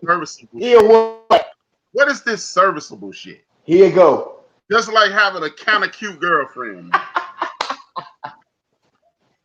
Hey, well, I had a kind of cute girlfriend all football season. Put it to you like that. Dude, I had a kind of cute girlfriend that didn't overrated out. People still looked at her. Dude, he's one of the most overrated motherfucking quarterbacks in the last 25 years of football. This dude will throw you out of a game. He did it all his career in San Diego. He did it with the Colts last year. As a matter of fact, let's just be honest. If Phillip Rivers was worth a damn, he would have been facing Patrick Mahomes in the AFC Championship game, because Phillip Rivers was dropped in the exact same situation that Tom Brady was dropped in. The exact same. Two quality wide receivers, a big time defense, a damn good running game, and an offensive line. And you can't get out the first round of the playoffs. And Dre saying he's better than anybody that the Bears ever had. But what is that saying? I'm taller than my son BJ because he's 5'8". I'm 5'10". I ain't tall. I'm just taller than BJ. So yeah, man, dude is he the great white hype, man. They put that hype machine behind his bust ass, and he been skating through. Look, this is what I'm saying. If you put Donovan McNabb, Michael Vick, Randall Cunningham, or a myriad of other brothers that had teams where they were the only thing on the team working, they would have exceeded what he did. This dude had a Hall of Fame running back, a Hall of Fame tight end, a Pro Bowl wide receiver, several Pro Bowl wide receivers, all pro wide receivers, and he couldn't get to the championship game and do the damn thing. Because, as you stated, somehow, some way, Phillip Rivers ends up at the end of every game, down 5 with a minute and a half to go and 2 timeouts, and he finds a way to hit a wide open defensive player. So, I mean, we can talk about his stats. We can talk about all that. But I'll take a dude with some average stats that win the game versus a dude with all these big time stats who get his ass, who put me in a position to be disappointed every week. I take bust ass any of them clowns that played over here on Lake Michigan with the Bears. I take any of them busters. Because you know what? You went into the game going, if he don't fuck this up, we'll win. Phillip Rivers gets you real close. Oh, we got one. And then, bam. Again, as I stated a year ago, I'm listening to Chief Rocker's show. I literally typed in the Chargers were about to play the Raiders. I typed in the dude he was going to throw the interception to. I said, it's going to come to this, and he's going to hit number 42. He hit number 42 with 2 minutes to go in the game. I don't need to almost win. I need to win. With that being said, if you're running the Colts, what's your next move? Big Illinois, Joe, and I'll clean up. You know what?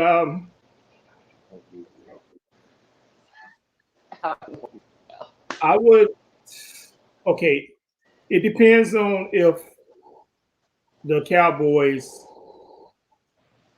franchise tag Dak, which I think they're gonna do. They almost have to. Actually, I don't know since Matthew Stafford is on the market. If I can't get Dak, you know what? I would probably,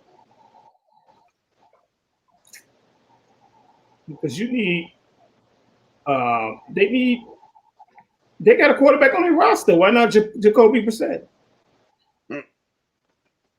He on the contract for another year, a year or two, if I'm not mistaken. They're not going to trade Deshaun to the same division, though, Trey. Before you start talking, Joe, let me address Microwave in the other chat room. Yeah, you're right. He did play in the championship game. How did that game end? Him fucking up at the end. This dude is a perennial fuck up. He just put up you know what? Vinny Testaverde got more passing yards and touchdowns than Joe Montana. Who you want? I don't hear about nobody's stats. That stat shit don't mean nothing to me. He played with a Hall of Fame, a dude who's gonna be in the Hall of Fame down near every position, an all-pro at every offensive position, great offensive line, LaDainian Tomlinson, Lorenzo Neal, Jackson, and Williams, and the other kid that they got out there now, and he stinks. Keenan Allen. Yeah, Dre, you're right. Stafford is Phillip Rivers. And ain't nobody talking about Stafford going to the Hall of Fame. Boom. Yeah. Okay. Go ahead. Go ahead, Joe. Go ahead, Joe. All right. Okay. So by being okay, as you know, chat room know, everybody that's viewing know, I'm a coach there. So as far as it goes, I got a list. Let me go ahead and get this ready. So Deshaun Watson, I would love him because as far as it goes, he was able to run the pocket, run the ball, and get down to those receivers that we do have. But the problem is they're not sending him within the division, so Watson is out. Sorry. I tried to advocate for him weeks ago. and say yes, Watson to the Colts. That's only a pipe dream. Let's be serious here. He's not coming here. That would be stupid. And I say here in Indianapolis, Stafford might be the safest choice, only because I've seen, in the chat room, somebody said Stafford is Rivers. But in regards to this, Stafford put up these type of numbers or put in these serviceable, great numbers in regards to what quarterbacks can do in Detroit. He had scrappy. He had no running game. Had a scrappy set of quarter receivers and a tight end that just actually came into the zone. If he comes to Indianapolis, we have a great line, have a great receiver core, and have a good running game, and have a defense that where you don't have to all the weight isn't on Stafford. So that's kind of what I'm putting my money on in regards to Indianapolis trying to do something. But I do see New England trying to take Stafford as well. As far as it goes, Winston, Prescott, and Carr probably best decision is to stay in Las Vegas. I would love Prescott in Indianapolis, but I don't think it's coming. As far as it goes, Winston, I'm not sure who wants him. So if I had a choice who I want to lead my team, I'm going with Matt Stafford in regards to Indianapolis. And you said, Big Illinois, you said keep my man Jacoby, right? I said, why not? You got a quarterback on your roster. But if they don't, Jacoby Brissett might end up back in New England. But as far as the Dre said, y'all can have Trubisky. No. We don't want Trubisky. Today's date is the 26th of January, 2021. If the Bears re-sign Mitchell Trubisky, I will not be a Bears fan. Yeah. I have damn serious, man. I'm jumping ship. I wasn't even gonna call you Johnny Ringo this week, man. I'm not. I don't know where I'm going, but it's not gonna be the Bears if they re-sign Trubisky, man. And they don't get rid of them damn overpriced tackles that they got that can't block me. I have a stupid question. I got a stupid question for you, Big Illinois, and every Bear fan in the chat room, anybody listening, whatever it may be. If the Bears were to get to Deshaun Watson at this point, would that be a slap in the face to you? Would that be? Say that again. Would that be a slap in the face to you as a Bear fan? When it's the fact of the matter is you could have had him years ago. I mean, to be honest with you, no, because I'm a Cub fan, and the Cub is notorious for that type of crap. Get people, you'll be okay for them passing on a quarterback that could change your lives. And isn't there something like the high school girl that you wanted, and 5 years later she come back to you saying, "Hey, what's up?" Man, we all make mistakes. I'm with it. Whatever makes Chicago win, I'm with it. I feel you, but as a Bear fan, our tradition of quarterbacks is so terrible that to have somebody come in with the stature of a Deshaun Watson, hey man, if it's 5 years and you have to apologize and buy her roses or whatever, hey, I'm down, man. I just want to see us be successful, man. Nah, she come back to you now. Well, I don't think it'll be a slap in the face. I can see if he was 10, 12 years down the league, down the road, and he had been used up throughout the league. You're talking about a dude been in the league 4 years. This is a dude who's still playing his first contract. So I actually think it would be an intelligent for a change. It'll be an intelligent move because you saw you made a mistake and you made amends for the mistake.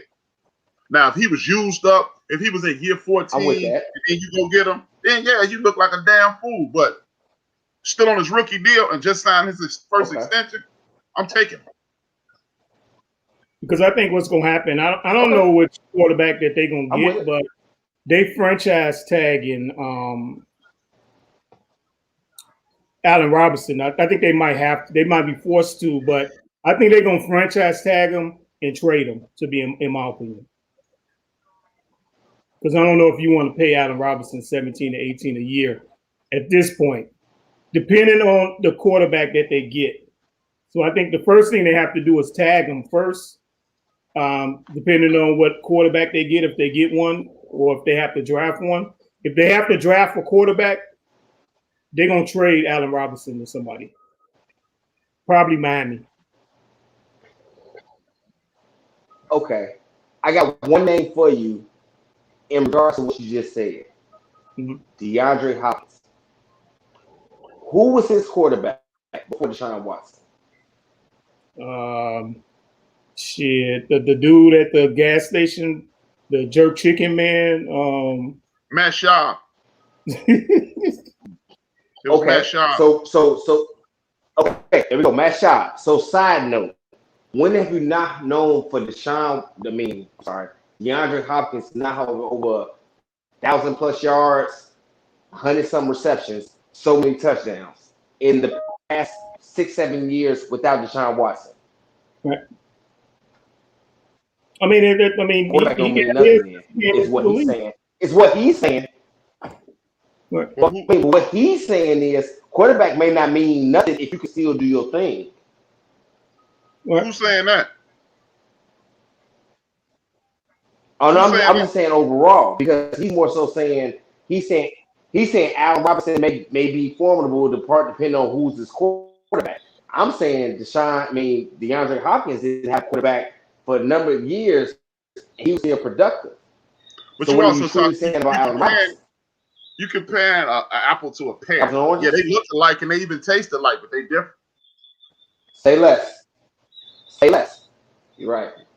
You shouldn't even say DeAndre Hopkins without taking a glass of water, taking a deep breath, and then saying DeAndre Hopkins. I mean, Robinson and Hopkins, they not even one of them in Seattle, the other one in Miami. That's how far apart they are. Damn.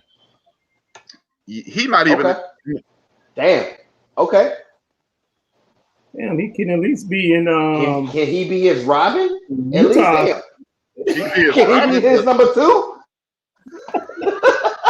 Yeah, man. DeAndre Hopkins is arguably the best. It's a conversation. DeAndre Hopkins is arguably the best receiver in the league.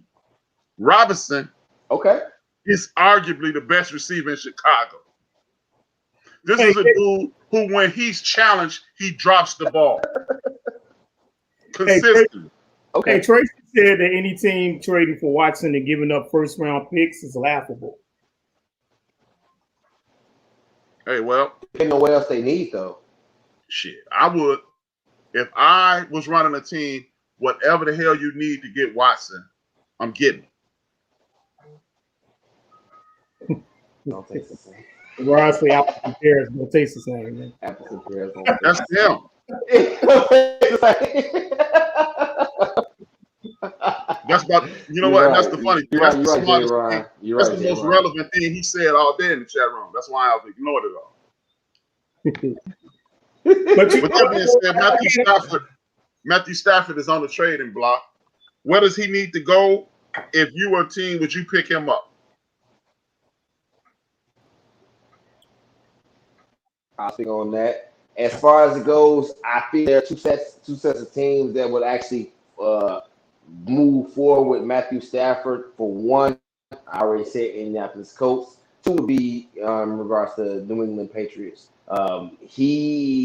Matthew Stafford is that pocket quarterback that Bill Belichick may need, Frank Wright may need. So as far as it goes, I feel that he will fit in those two positions very well. I feel better for Indianapolis because they have a better receiver core, better running game, better defense. But we can never put him past Bill Belichick in regards to the player that he wants. So one of those two destinations will be best for Matthew Stafford in my eyes. You know what? But the thing with the Colts, though, he's Matthew Stafford 33 or 34, right? Mm-hmm. 33. And the last couple of years, he's been off and on injured a lot, right? Just that one year, he had a broken bone in his back. Oh, This last year. That'll do it. But it wasn't a major bone. It was one of those bones that you could actually play with, but they just set him down. Okay, well, I guess the if he has like 3 years left, 2 or 3 years left, the Colts will probably be the team because the Colts got offensive line. That y'all left tackle retired, but the Colts got offensive line and they got a running game. Running game is something that he haven't had too much in Detroit. You know what? I say the Colts or the Raiders. I mean, me personally, if I was the Raiders, I wouldn't trade for him simply because you trading him for him. I don't see a difference in Matthew Stafford and Derek Carr. They seem to be the same player to me. I mean, it could be a difference. I don't know, but he played every game this year, Big Illinois. Oh, okay.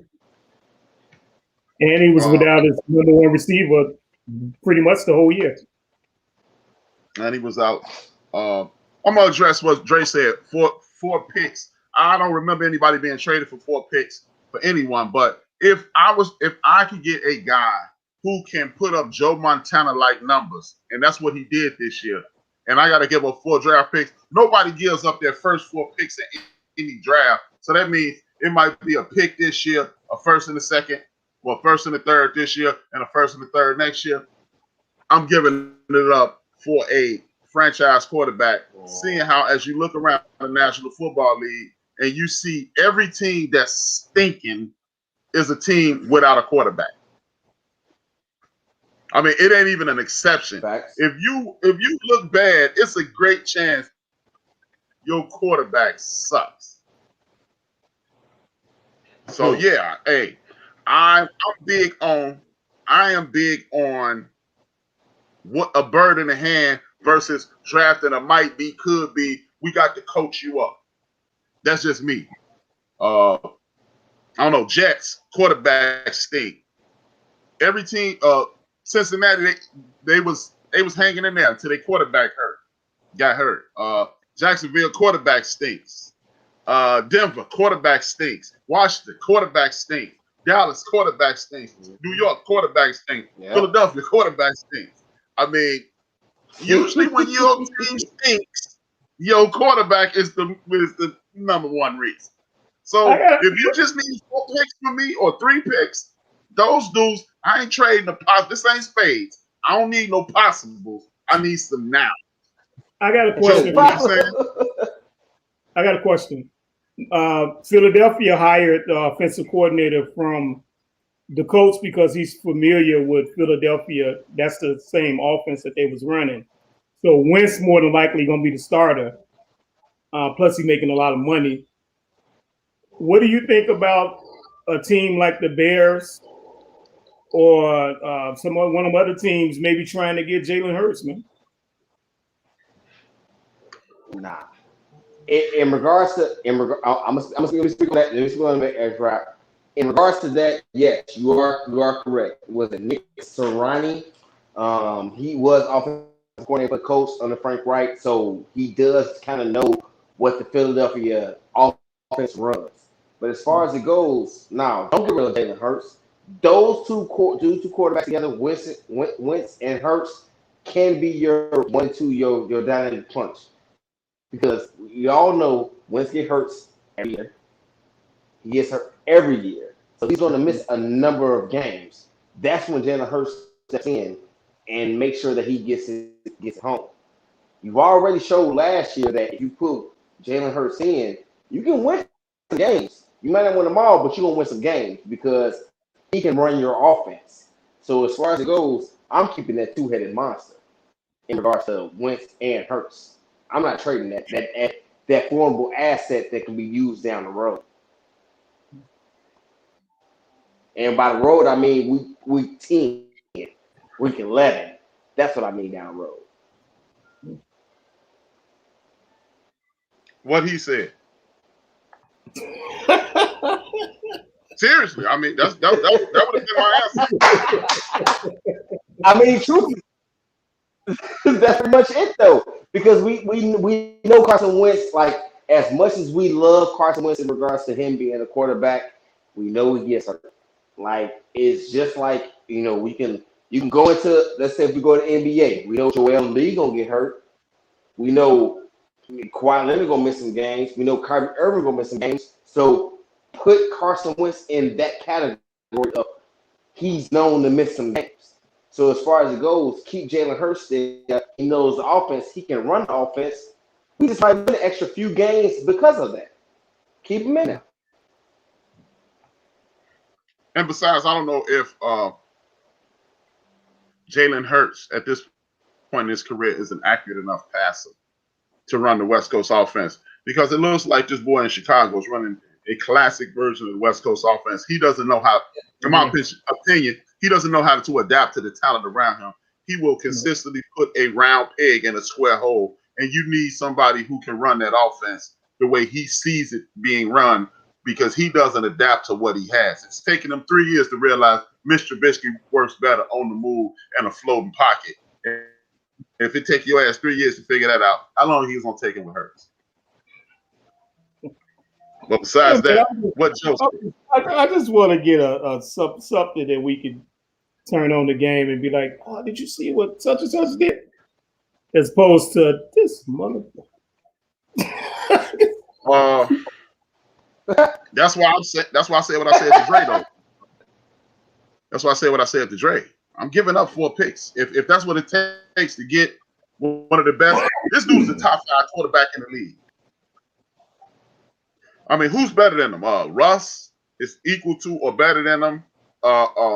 Patrick, Aaron. That's it. Yeah, it ain't me. And it ain't me. So yeah, if it take 2 picks this year or a pick over the next 4 years, I'm good with that. So no. Think of another quarterback. What'd you say? I think of another quarterback, man. Not better than him. I mean, again. That's what I'm saying. We got some mediocre to bad starting quarterbacks in the NFL, man. Speaking of that, speaking of mediocre to bad, Drew Brees is gonna retire. He was mediocre to bad all year. He was going off his rep. Where do the New Orleans Saints go? I'll start with you, and then you finish it, Joe. I think Winston re-signed in there, man. Okay. I think that all they needed was just 1 year in that offense. Hill is kind of. I don't think they believe that they can win with Hill, as far as for over a 16-game stretch. So I think they're gonna do with Winston and Hill like y'all saying with Wentz and Jalen Hurts, man. Joe?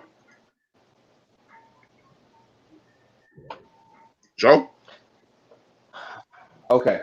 As far as it goes, there's a true connection. We are moving forward in regards to it's rough. Go ahead, HRap. You speak on it first. You speak. Wait, is it official with Drew Brees? Like, he already. I mean, the Drew Brees is like he's holding out for something, but it's like, dog, you got this contract for this television, so it's like you say you want to leave, you go into this TV deal, but you still talking to the Saints about possibly for the down the road. So I don't care for it. But do what you gotta do, Drew. Do what you gotta do. Do what you gotta do. I think he's out of there. Sean Payton has already made a statement that he wants to align with what you said, Big Illinois. Sean Payton has already said, I want Winston back. Y'all know how I feel about Jameis Winston. It's not a Jameis Winston bias per se. It's just I just know the history of Bruce Arians. We can start today and back map it over the last 15 years or 20 years, right? Today, Tom Brady, the last 5 or 6 seasons of his career, he hasn't thrown double digits interceptions. He got like 15 now, right? And then you go to Andrew Luck, the worst year he ever had in regards to touchdown and interception. Bruce Arians was his coach. Ben Roethlisberger, Peyton Manning. This means this dude adds to your situation. Is Jameis Winston a chance taker? Yes. Will he hit a wide open linebacker? Yes. But when you're playing in that kind of situation, it increases his chances of screwing up screwing the pooch, as the coaches used to tell us. So if I'm Sean Payton, I'm on the phone with Breeze right now. Drew, don't make me cut you, family. Your contract up. I'm gonna need you. Look, Taysom Hill driving, and you go. He gonna take you home. That's what I would do. As far as his legacy, he Drew Brees, low-key racist and very good quarterback, excellent quarterback.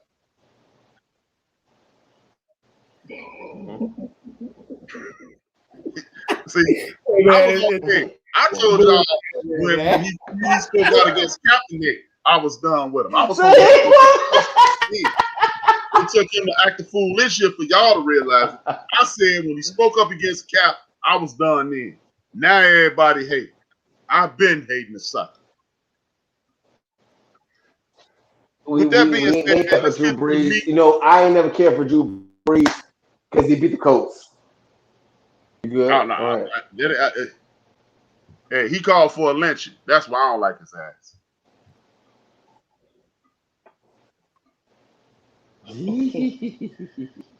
That's why I don't like him.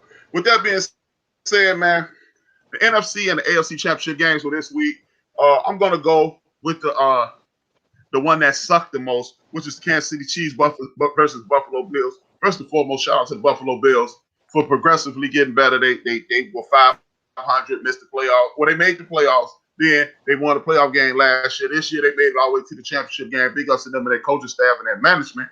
But I knew it was just a matter of time before Patrick Mahomes would show up and show out.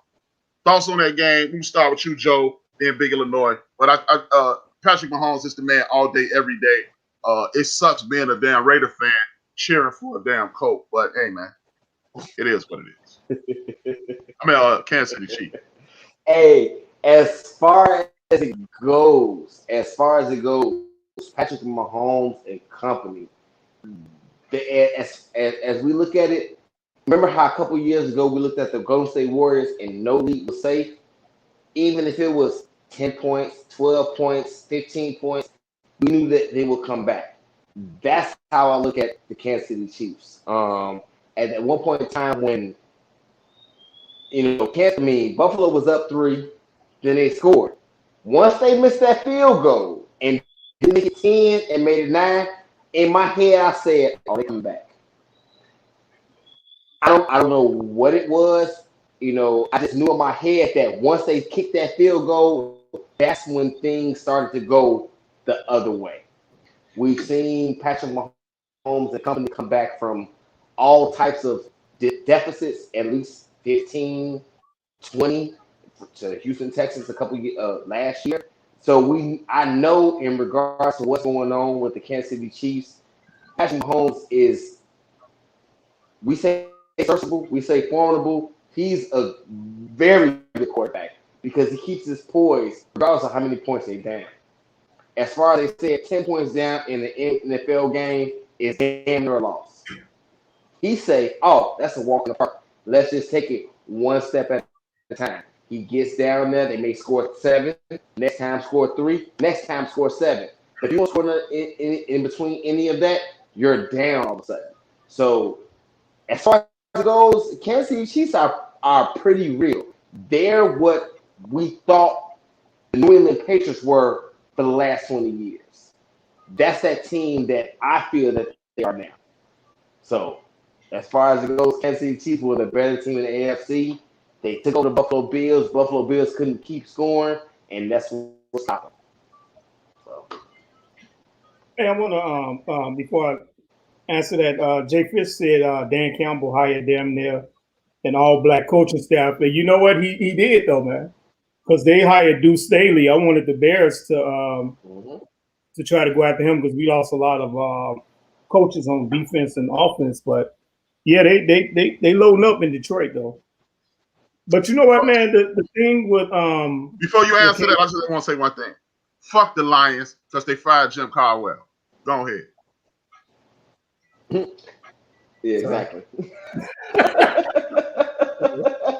Exactly. We don't care about that. We don't care about the Lions no more. But there you made me lose my train. Go ahead, The thing you talking about the thing with Campbell and the reason why that team is so hard to beat is because Andy Reid is a offensive genius, man. I mean, it's to the point now where he's so confident with his play calling that, dude, they blitzed Patrick Mahomes on like the 5-yard line, and that probably was the easiest touchdown Kelsey has ever called in his life, man. Like, come on, man. Buffalo gonna be a team to reckon with, man. I think they need to get a receiver to complement Diggs. Not to sound racist, but y'all can't keep having the white boys as y'all on the other side of a number one receiver. Man, that don't work. Unless you work them in the slot like Tom Brady did with Edelman and the other guy that was taking the ecstasy or whatever. But KC, man, they defense is being with them. No, the other guy, Wes Welker. You mean Beasley? Yeah, Wes Welker. Okay. Right. No, I'm talking about you got to work them in the slot like Tom Brady and them had Welker and Edelman. But man, that's a hard team to beat, man. Especially Honey Badger got that defense playing too, man. I mean, they don't have a lot of those shut you down type stats, but that defense is solid, in my opinion, man. To piggyback off what you just said, I totally agree. To focus on Buffalo first and foremost, I don't think they need another receiver. What they need to do is go back to being a balanced offense. They fell in love with Josh Allen throwing the football. They're a running team. I get Josh Allen led the league in total touchdowns. I get he has improved tremendously. He went from like a 53% completion a guy to like a 63-65% completion. He had tremendous uptick this year, but I don't think he was good enough to take over a team as they wanted him to. So yeah, they're not gonna beat the Chiefs with that. You need Tom Brady, Aaron Rodgers, or those other guys that we were just talking about to beat Patrick Mahomes. Otherwise, you're not gonna beat him with a adequate quarterback. Like I said the terminology I used earlier, a kind of cute girl. Josh Allen at this point, he kind of cute. So run the air out the ball, and then let him be Josh Allen. But you know what? Their run game was their Achilles heel the whole season, though. But you still got to try with him. You cannot say, Josh, throw us into this game. I don't think he got it. I don't think he still got a lot of time to improve. I'm not calling him Phillip Rivers, but as of today, he's Phillip Rivers. Yeah. I don't think he's gonna be career field, but as of right now, he's Phillip Rivers because I knew it was just about a time before he hit a wide open linebacker. Do they need another receiver? They need, you know who Buffalo need? Here, free agent from Houston. Because Green Bay was trying to get him. He always hurt, but he finally played. He got suspended though. Will whatever his name is, Notre Dame. Will Fuller. Somebody like that because it was to the point where Diggs was the only person that he was throwing to. Yeah. So, I like Buffalo. I like the situation up there. When you but the thing about it is when you look at teams with only one target, let's say the Calvin Johnsons, the Stephon Diggs, the DeAndre Hopkins, and those people are still putting up those numbers, you have to acknowledge those receivers because think about it. If you get these top defenses, let's think about the no fly zone, with Chris Harris and Keem Salee. If Calvin Johnson or DeAndre Hopkins came out with 100-something yards, or Stephon Diggs came out with 100-something yards and 2 touchdowns, we call them elite. So it's like, if these teams are only having these one receivers and they still putting up numbers, we need to acknowledge that because we already know if us three on this, look, me, Big Illinois, HRap, if we know your focus is Stephon Diggs and he's still putting up numbers to make us say, wow, we need to put acknowledge to those receivers because But they see, do that's why I don't worry about stats, because you can have 250 yards receiving and 3 touchdowns, and y'all can lose by 21. When are you catching those balls? Where are you catching those balls? What's down and distance? True. That's, to me, that's more important than, oh, I got this and I got 3 touchdowns and I got 120 yards or 150 yards. I tore this dude up and y'all lost by 20. If you any person who's doubting me, remember a couple years ago when AB went into a thing against New England and Pittsburgh got their draws kicked in their ass? So all these numbers mean nothing. It's about time and how effective you are. And I'm going to continue to say that until the day I die. I don't care how many. You can score in basketball. You can score 50. How effective. Kobe scored 81. And people, God rest his soul, people forget that they almost lost that game. Kobe had to go to the free throw line and do the damn thing. And that's, I don't care about no numbers. You need a balanced offense. You need a coaching staff that's committed to keeping that offense balanced, and then you're unstoppable. That's why, as Michael Wade just stated in the chat room, most coaches script out the first 15 plays of the game. Andy does the first 30, and you don't know if Williams gonna kick ass. What's his name? Hilaire from LSU gonna kick ass. Le'Veon gonna kick ass. Or Patrick gonna kick ass. Or if Patrick kick ass, he got 4 options out there too, because Watson's back. You got Hill. You got the tight end. You got the kid from Georgia. That's what you have to do. And to continue what you said earlier,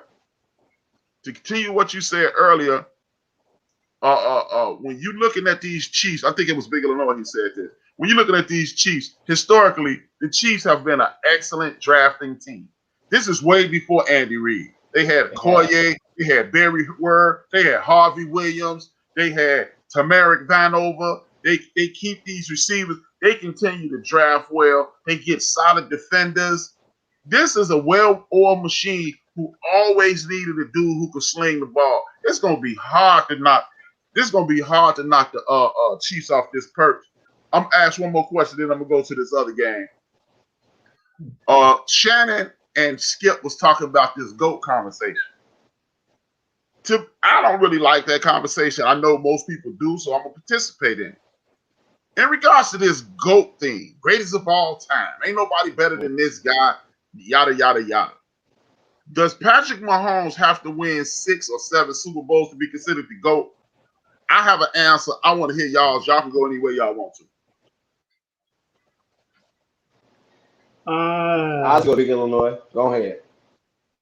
I don't think so. I mean, because what he did his first 3-4 years in the league, shit. I haven't seen this in my lifetime. I don't think he need to win that many to be considered the GOAT.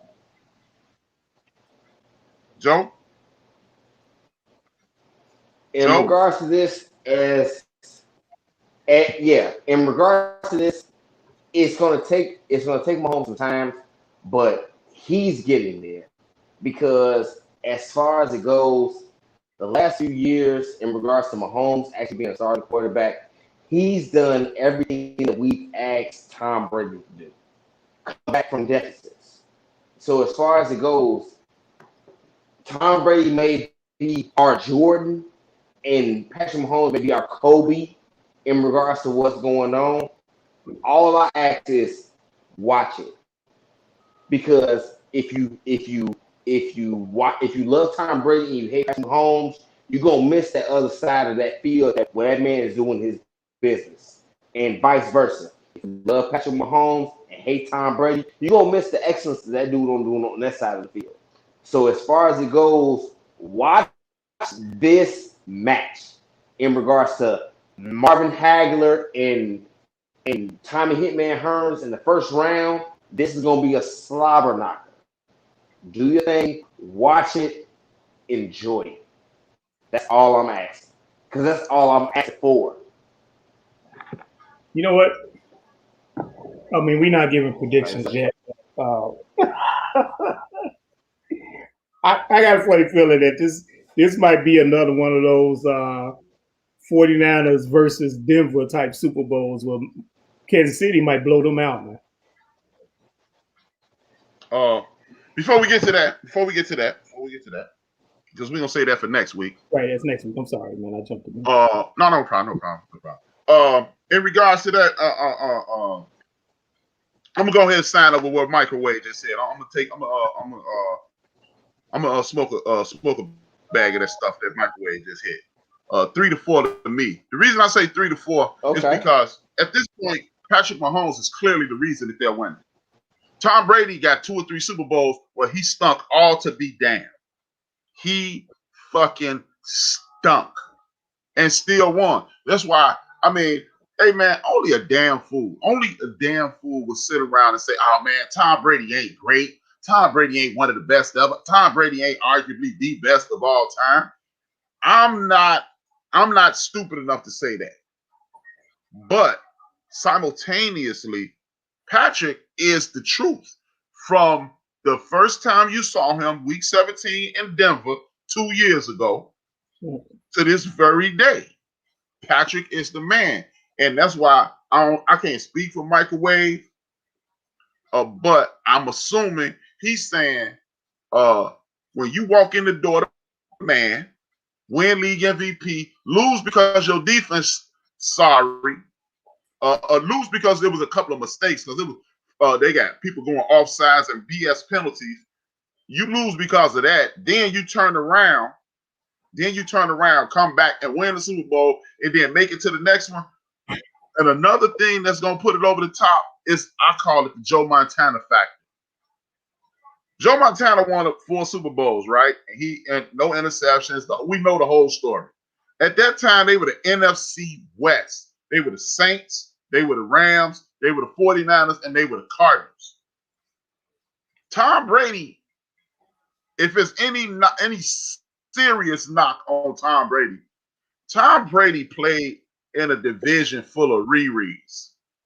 The Jets ain't been good consistently since Joe Namath. Nobody listening to this right now, more than likely, Chief Rocker and my man Big Chris are the only 2 people who are alive the last time that the Jets were good consistently. And that's not a age joke. I'm just saying. When you look at that division, he had, like, it's a reason you could play 20 years in a division and never lose two games to one team, because they were horrible. The whole division was horrible. So if you're going to play in a division that I consider is going to be one of the better divisions, because if the Raiders get their act together, which it looks like they're going to do, they got the Jaguars head coach, who was a great defensive coordinator, as their DC. The Broncos, if they get Winston or Dak or one of those dudes, they're going to be wildly competitive. It look the Los Angeles Chargers, they're going to be competitive. He's going to have way more opportunity. He's going to have way more competition than Tom has ever faced, which will put him in a position to, whereas if he wins 3 to 4, like me and Microwave agreed, I think he could be in that conversation. If he wins 5, it's over. It is flat out over. Now, to Hey, man, I put my hand like this. It wasn't because of what you said, but Johnny Ringo, man. yeah, because you know why? That's Now all of a sudden you're signing up for my game plan from a month ago. The same game plan you was on air cussing me out about. Now it's time to go with the HRap plan. You Johnny Ringo, man. You want to fight until it's time to fight. Johnny Ringo, man. With that being said, the NFC Championship game was a joke, if you ask me. Tom Brady versus Aaron Rodgers. Aaron Rodgers didn't play like Aaron Rodgers. He played like a very good quarterback. He didn't play like Tom Brady played the way he played. What are y'all thoughts on the game?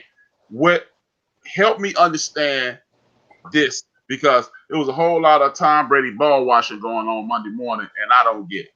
Speak on it. Well, I picked Tampa Bay to win, but I mean, it came down to Aaron Rodgers is not aggressive enough for me, man. That's just me. You've been consistent with that all year. No, he's just not aggressive. Now, don't get me wrong. I understand the thinking with going for the field goal, but I also understand when you like, hey, you know what? We need to go for this touchdown. If I'm the man and has that stature, I'm about to be the MVP. Hey, coach, man, we need to go for this, man. No, if we don't get it, hey, it's on me. I get up in the podium and you can blame me, but they had. I mean, when they kicked that field goal, I was like, man, this game is over, man. Because that defense all year has been suspect, man. So, I mean, it just came down because Tom Brady did the best that he could in the second half to get that game away, man. It was almost to the point where I was like, why are you throwing that, man? And you supposed to be the GOAT? You looking kind of suspect, buddy. But I mean, I think it was a matter of the play calling got too conservative in my thinking for Green Bay because they got 3 straight turnovers at one point in time, man. And you didn't get Holly. You were scoring, but man, that it wasn't no way in hell Green Bay should have lost that game, in my opinion. Joe? I feel exactly the way he feels in regards to Big Illinois. There were so many times in the fourth quarter because first half, I ain't even gonna lie, Tom Brady and the Buccaneers slapped Aaron Rodgers in the face and they jumped on top of him 20-10 going in halftime. As far as it goes, that last touchdown before the half on the Scotty Miller, hey, I'm not the biggest football player, but I would have gave it up. So something's going on over there. But as far as it goes, second half, the Buccaneers only scored a couple points. Aaron Rodgers was doing his thing, but they gave him so many opportunities in regards to it was 3 interceptions. 3 interceptions in the second half, and you only made 6 points off of it. In regards to the last third down, where everybody's making a big deal out of it, we threw it to Devontae Adams, he could have ran in. Truthfully, yes, Aaron Rodgers from a few years ago would have ran it in.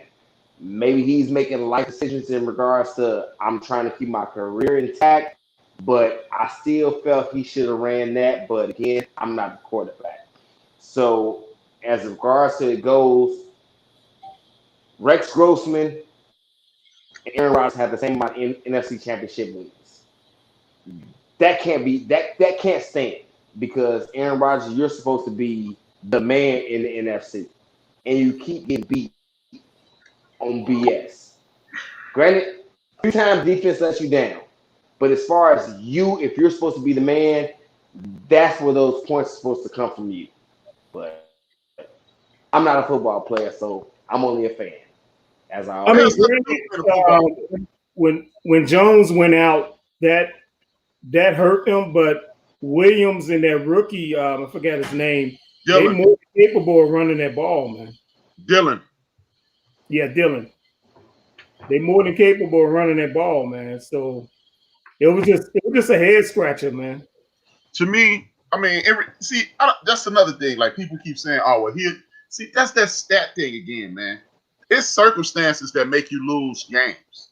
Like I remember Aaron Rodgers lost the football game, and it was a clean shootout.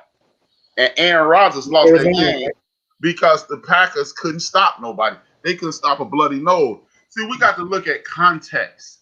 When you have zero, okay, Aaron Rodgers won his one and only Super Bowl when he had a running game. Since then, when has he had a consistent running game? Aaron Rodgers also lost playoff games with a dude who got the Dallas Cowboys looking like retards. So it's easy to say Aaron Rodgers lost. I mean, again, this ain't like Phillip Rivers, where you hitting wide open linebackers and defenders in the most opportune times. I don't understand how you have one of the most effective red zone offenses in the history of the National Football League, and you running these stupid ass plays. You didn't do no play action. You didn't do no running. You didn't do anything. You at home, and you don't go for the tie and go for overtime because you're gonna get the plays at home because you're Aaron Rodgers, and your defense is knocking Tom Brady's head off. That one interception that Big Leno was talking about, if they'd have had a microphone on Tom Brady, you'd have heard him say, "I ain't got it," because he didn't want to get hit. So, no, I'm not. I mean, the dude played like trash. And like Microwave said, this dude, what's the difference in the way Tom Brady played the day before yesterday and the way Jameis Winston played all year? You mean to tell me all I heard for the last 2 days is Tom Brady won the game? I have never heard of anybody throwing 3 second-half interceptions and somebody saying they won anything unless it was for the other team. Never. So, I don't know. I'm with Big Illinois. You got to be more – the coaching staff has to be more creative, and I'm with Aaron Rodgers. How did my man Love out of Cal Berkeley help you yesterday or day before yesterday? You got Jefferson you got Jefferson doing the damn thing up in Minnesota. You got homeboy out there, Lamb and all those dudes doing things all over the league, and you got a quarterback holding the clipboard that you draft. Hey, Denver had Judy and Patrick was an undrafted free agent too, man. Exactly. So I don't know, man. So I got a question. So we talked about the greatness of Tom Brady, the greatness of Patrick Mahomes, and the defenses of both sides. My question is this: if you guys had to bet your last $10 on this Super Bowl, who are you going with? I bet my last $100 that the Kansas City Chiefs gonna kick their ass. Because Tom Brady has not played well. We only going 10, big money. Understand? This is here, big money. We're only going $10. Tom Brady hasn't played well the entire playoff. Period. Okay. Tom Brady, I don't give a damn what anybody says. You can talk about his greatness. You can talk about 20 years ago. You can talk about 10 years ago. You can talk about whatever you want. Tom Brady hasn't been Tom Brady for the last 3 seasons. Everything that Shannon Sharp says on that show about Tom Brady is 10,000% accurate. And you got guys like Skip Bayless. Oh, they went to the Succaneers. The Succaneers had 2 Pro Bowl wide receivers and a Pro Bowl tight end and one of the best defenses in the league last year. They went and got Gronk. They went and got 2 big-time running backs, which they did. They didn't run the ball last year, and they secured the offensive line. And you're going to tell me the greatness of Tom Brady. you could have had the greatness of Phillip Rivers and potentially be in the same position. And as far as 40 touchdowns, I ain't gonna say all that, but okay, I'm with you. 40 touchdowns and 5,000 yards is not a difficult task when you can no longer tackle the quarterback and when you can no longer tackle receivers. So don't tell me about no damn. That's why I keep saying I don't want to hear anything about no yards and stats and all. No, situational football determines greatness. Tom Brady, for the vast part of his career, his situation comes through and shines. Lately, he hasn't. Big Illinois, the floor is yours. I'm with that. I'm with that. And I concur, my brother. I mean, I agree with you. But you know what? All right, well, let me go with ahead. that, with the running game with Green Bay, I kind of disagree with you on that one because Jones led the league in touchdowns rushing the last 2 years. So, I mean, the running game is there. It's just I don't know what type of plays they was calling their last game, man.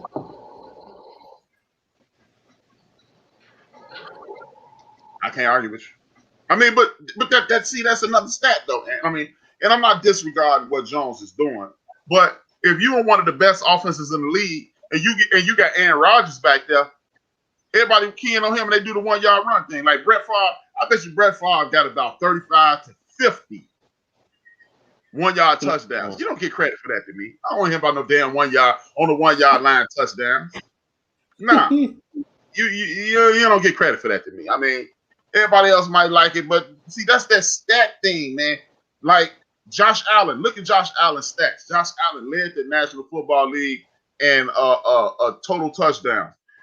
If you just read his stat line, you could make it statistically. You can make the argument he's just like Cam Newton. But is he just like Cam Newton? Is he? Nah. So that's all I'm saying, family. That's why I hate the stat thing.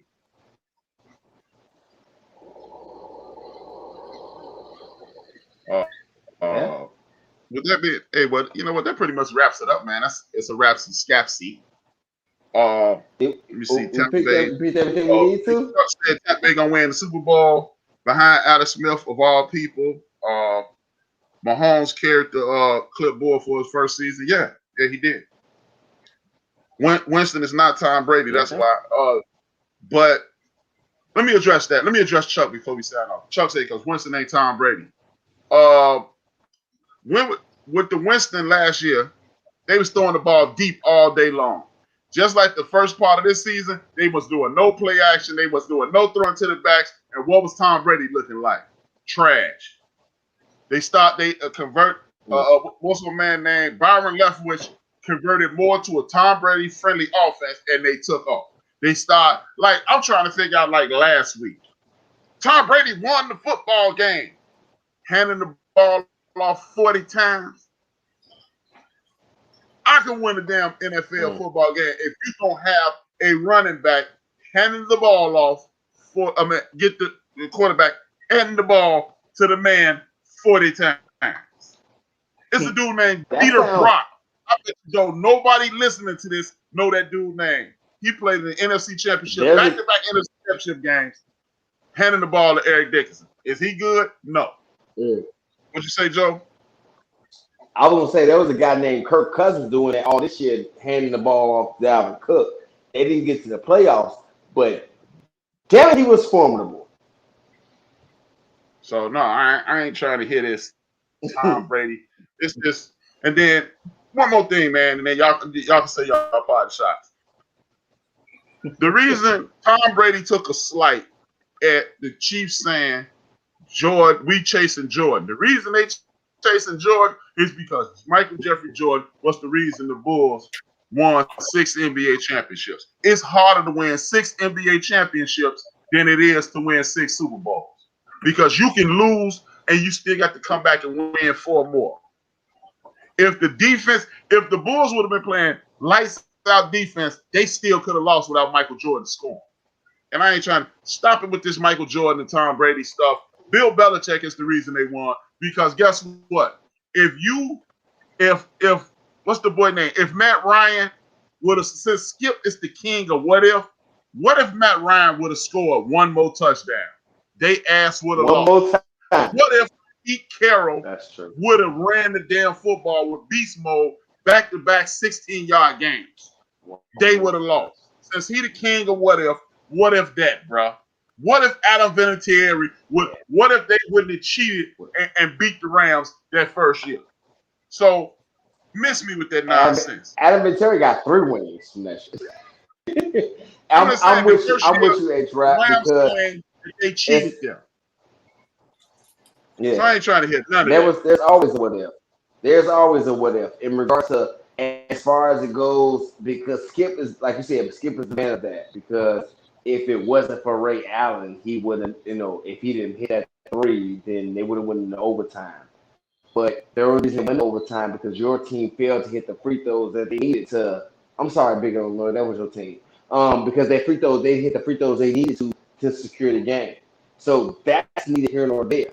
As far as it goes, there's always a what if in every championship game or series in regards to it. I do have to disagree with you only for the fact that I feel that the Super Bowl is more so a harder situation to win because it's only one game. Because as far as it goes, let's say this.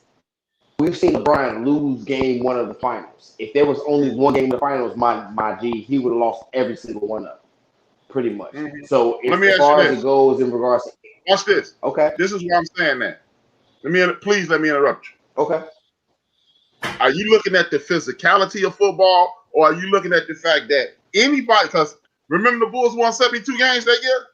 The Denver Nuggets beat them one year. That one of the teams that beat them is the Denver Nuggets. So when you only got to play one game, all you need is one bad night and you over. Exactly, and that ain't harder. So it is. All bets are off. That ain't harder. Hey, I'm just saying though. Time.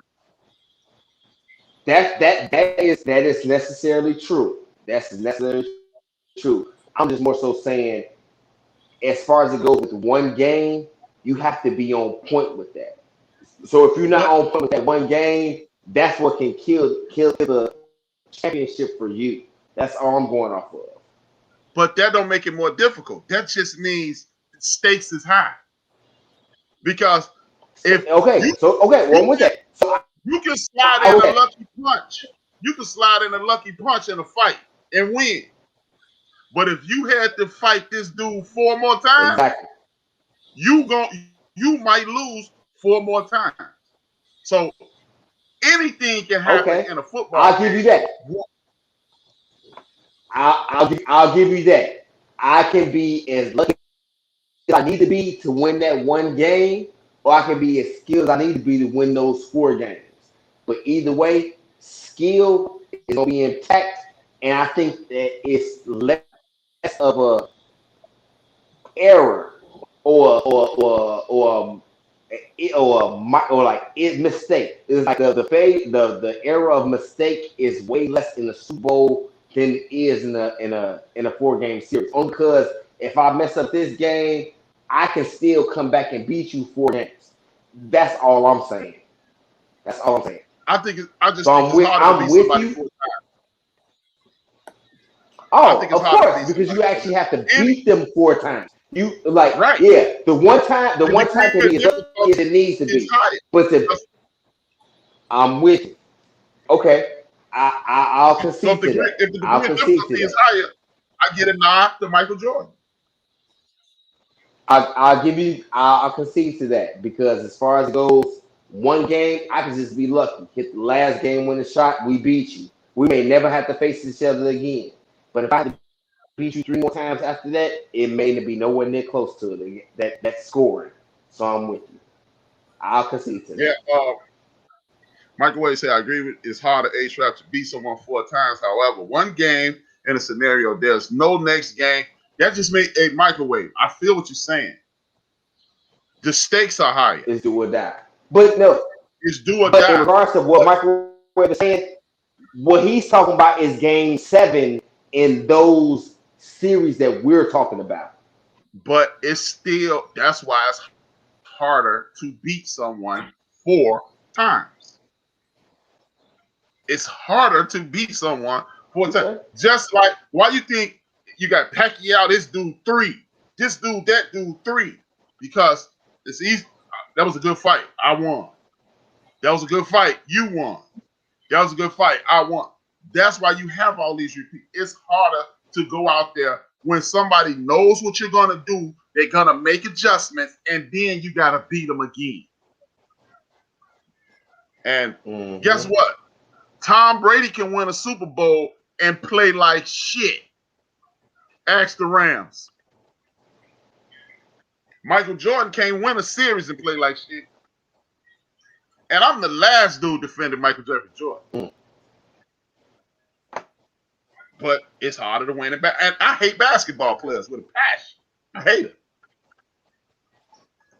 I hate basketball players. I think they're the biggest sissies. Unless they're left-handed and from Chicago. No. Basketball players are sissies. I don't give a damn if they only got one arm and it's the left arm. But it's harder to win the NBA championship. Okay, yes, because you know what? It's starting to get. I mean, I wouldn't even lie. I was being sucked into the Skip Bayless mind state of it and the Shannon Sharp mind state of it because it's all about any given Sunday. You know what? Anybody can win on any given Sunday. It's 0-0. We have to play from here on there. The quarterback can have the worst day ever, but to truly be dominant over me and beat me 4 times, yes, that is way more difficult than winning me one game because you got lucky. That's all I'm saying. I'm with it. With that being said, Big Illinois, Joe, and I'm going to wrap it up. You changed my mind. You changed my mind. We got 3 minutes, man. Hey, everybody be safe, man. Hey, wear your mask, wash your hands, be safe, have fun. Hey, watch sports. Until next week. Okay. All right. Thank everybody for tuning in. I look like my heat ain't on, as Dre said, because I was about to go outside to smoke, but then I'm like, damn, it's 5 o'clock, so I had to get on. But everybody be safe. I don't know if we're doing the backyard tomorrow, but I'll send out the alerts if we're not. But check me out Friday, Saturday nights, Big Illinois 73, built for this network. Peace. All right, man. With that being said, thank y'all for tuning in. Tomorrow afternoon, you got the greatest. Tomorrow evening, maybe Deacon Dale. Tune in tonight. Later tonight, you got Mandela on the Girly Girl with Tasty Talk. Deacon Dale and D Gray tomorrow. Possibly Big Illinois. In the evening, you got DJ Mad Knox, Cheers Roundtree, and James Earl, Theory of the Culture, my favorite show on the network. And then you got Friday, Big Illinois, as he just stated. Well, DJ Mad Knox and Big Illinois. You got me, Lisa, and Big Illinois Saturday. You got Kev, Rated Kev. You got D-Great. What is that? D-Great is Sunday night. Monday morning, you got the #1 Chief Rock and Shirley Firm. Tuesday afternoon, you got my man Microwave. You got DJ Mad Knox, and we will be back in 166 hours. Y'all already know. Shout out to Reggie O'Shea, aka Combat Jack. I always use his exit because he helped motivate me, dream those dreams, and man up, a woman up, and live those dreams. Because life without dreams flows in black and white. Life with dreams flows in technicolor, surround sound. Continue to look for the alerts. I forgot a show that I'm gonna be on Monday. I need everybody. If you have HBO or HBO Max, or your girlfriend, boyfriend, significant other, or your boyfriend, whatever it is, if your significant other, you jump off, or your friend or whatever has HBO Max, please watch 40 years.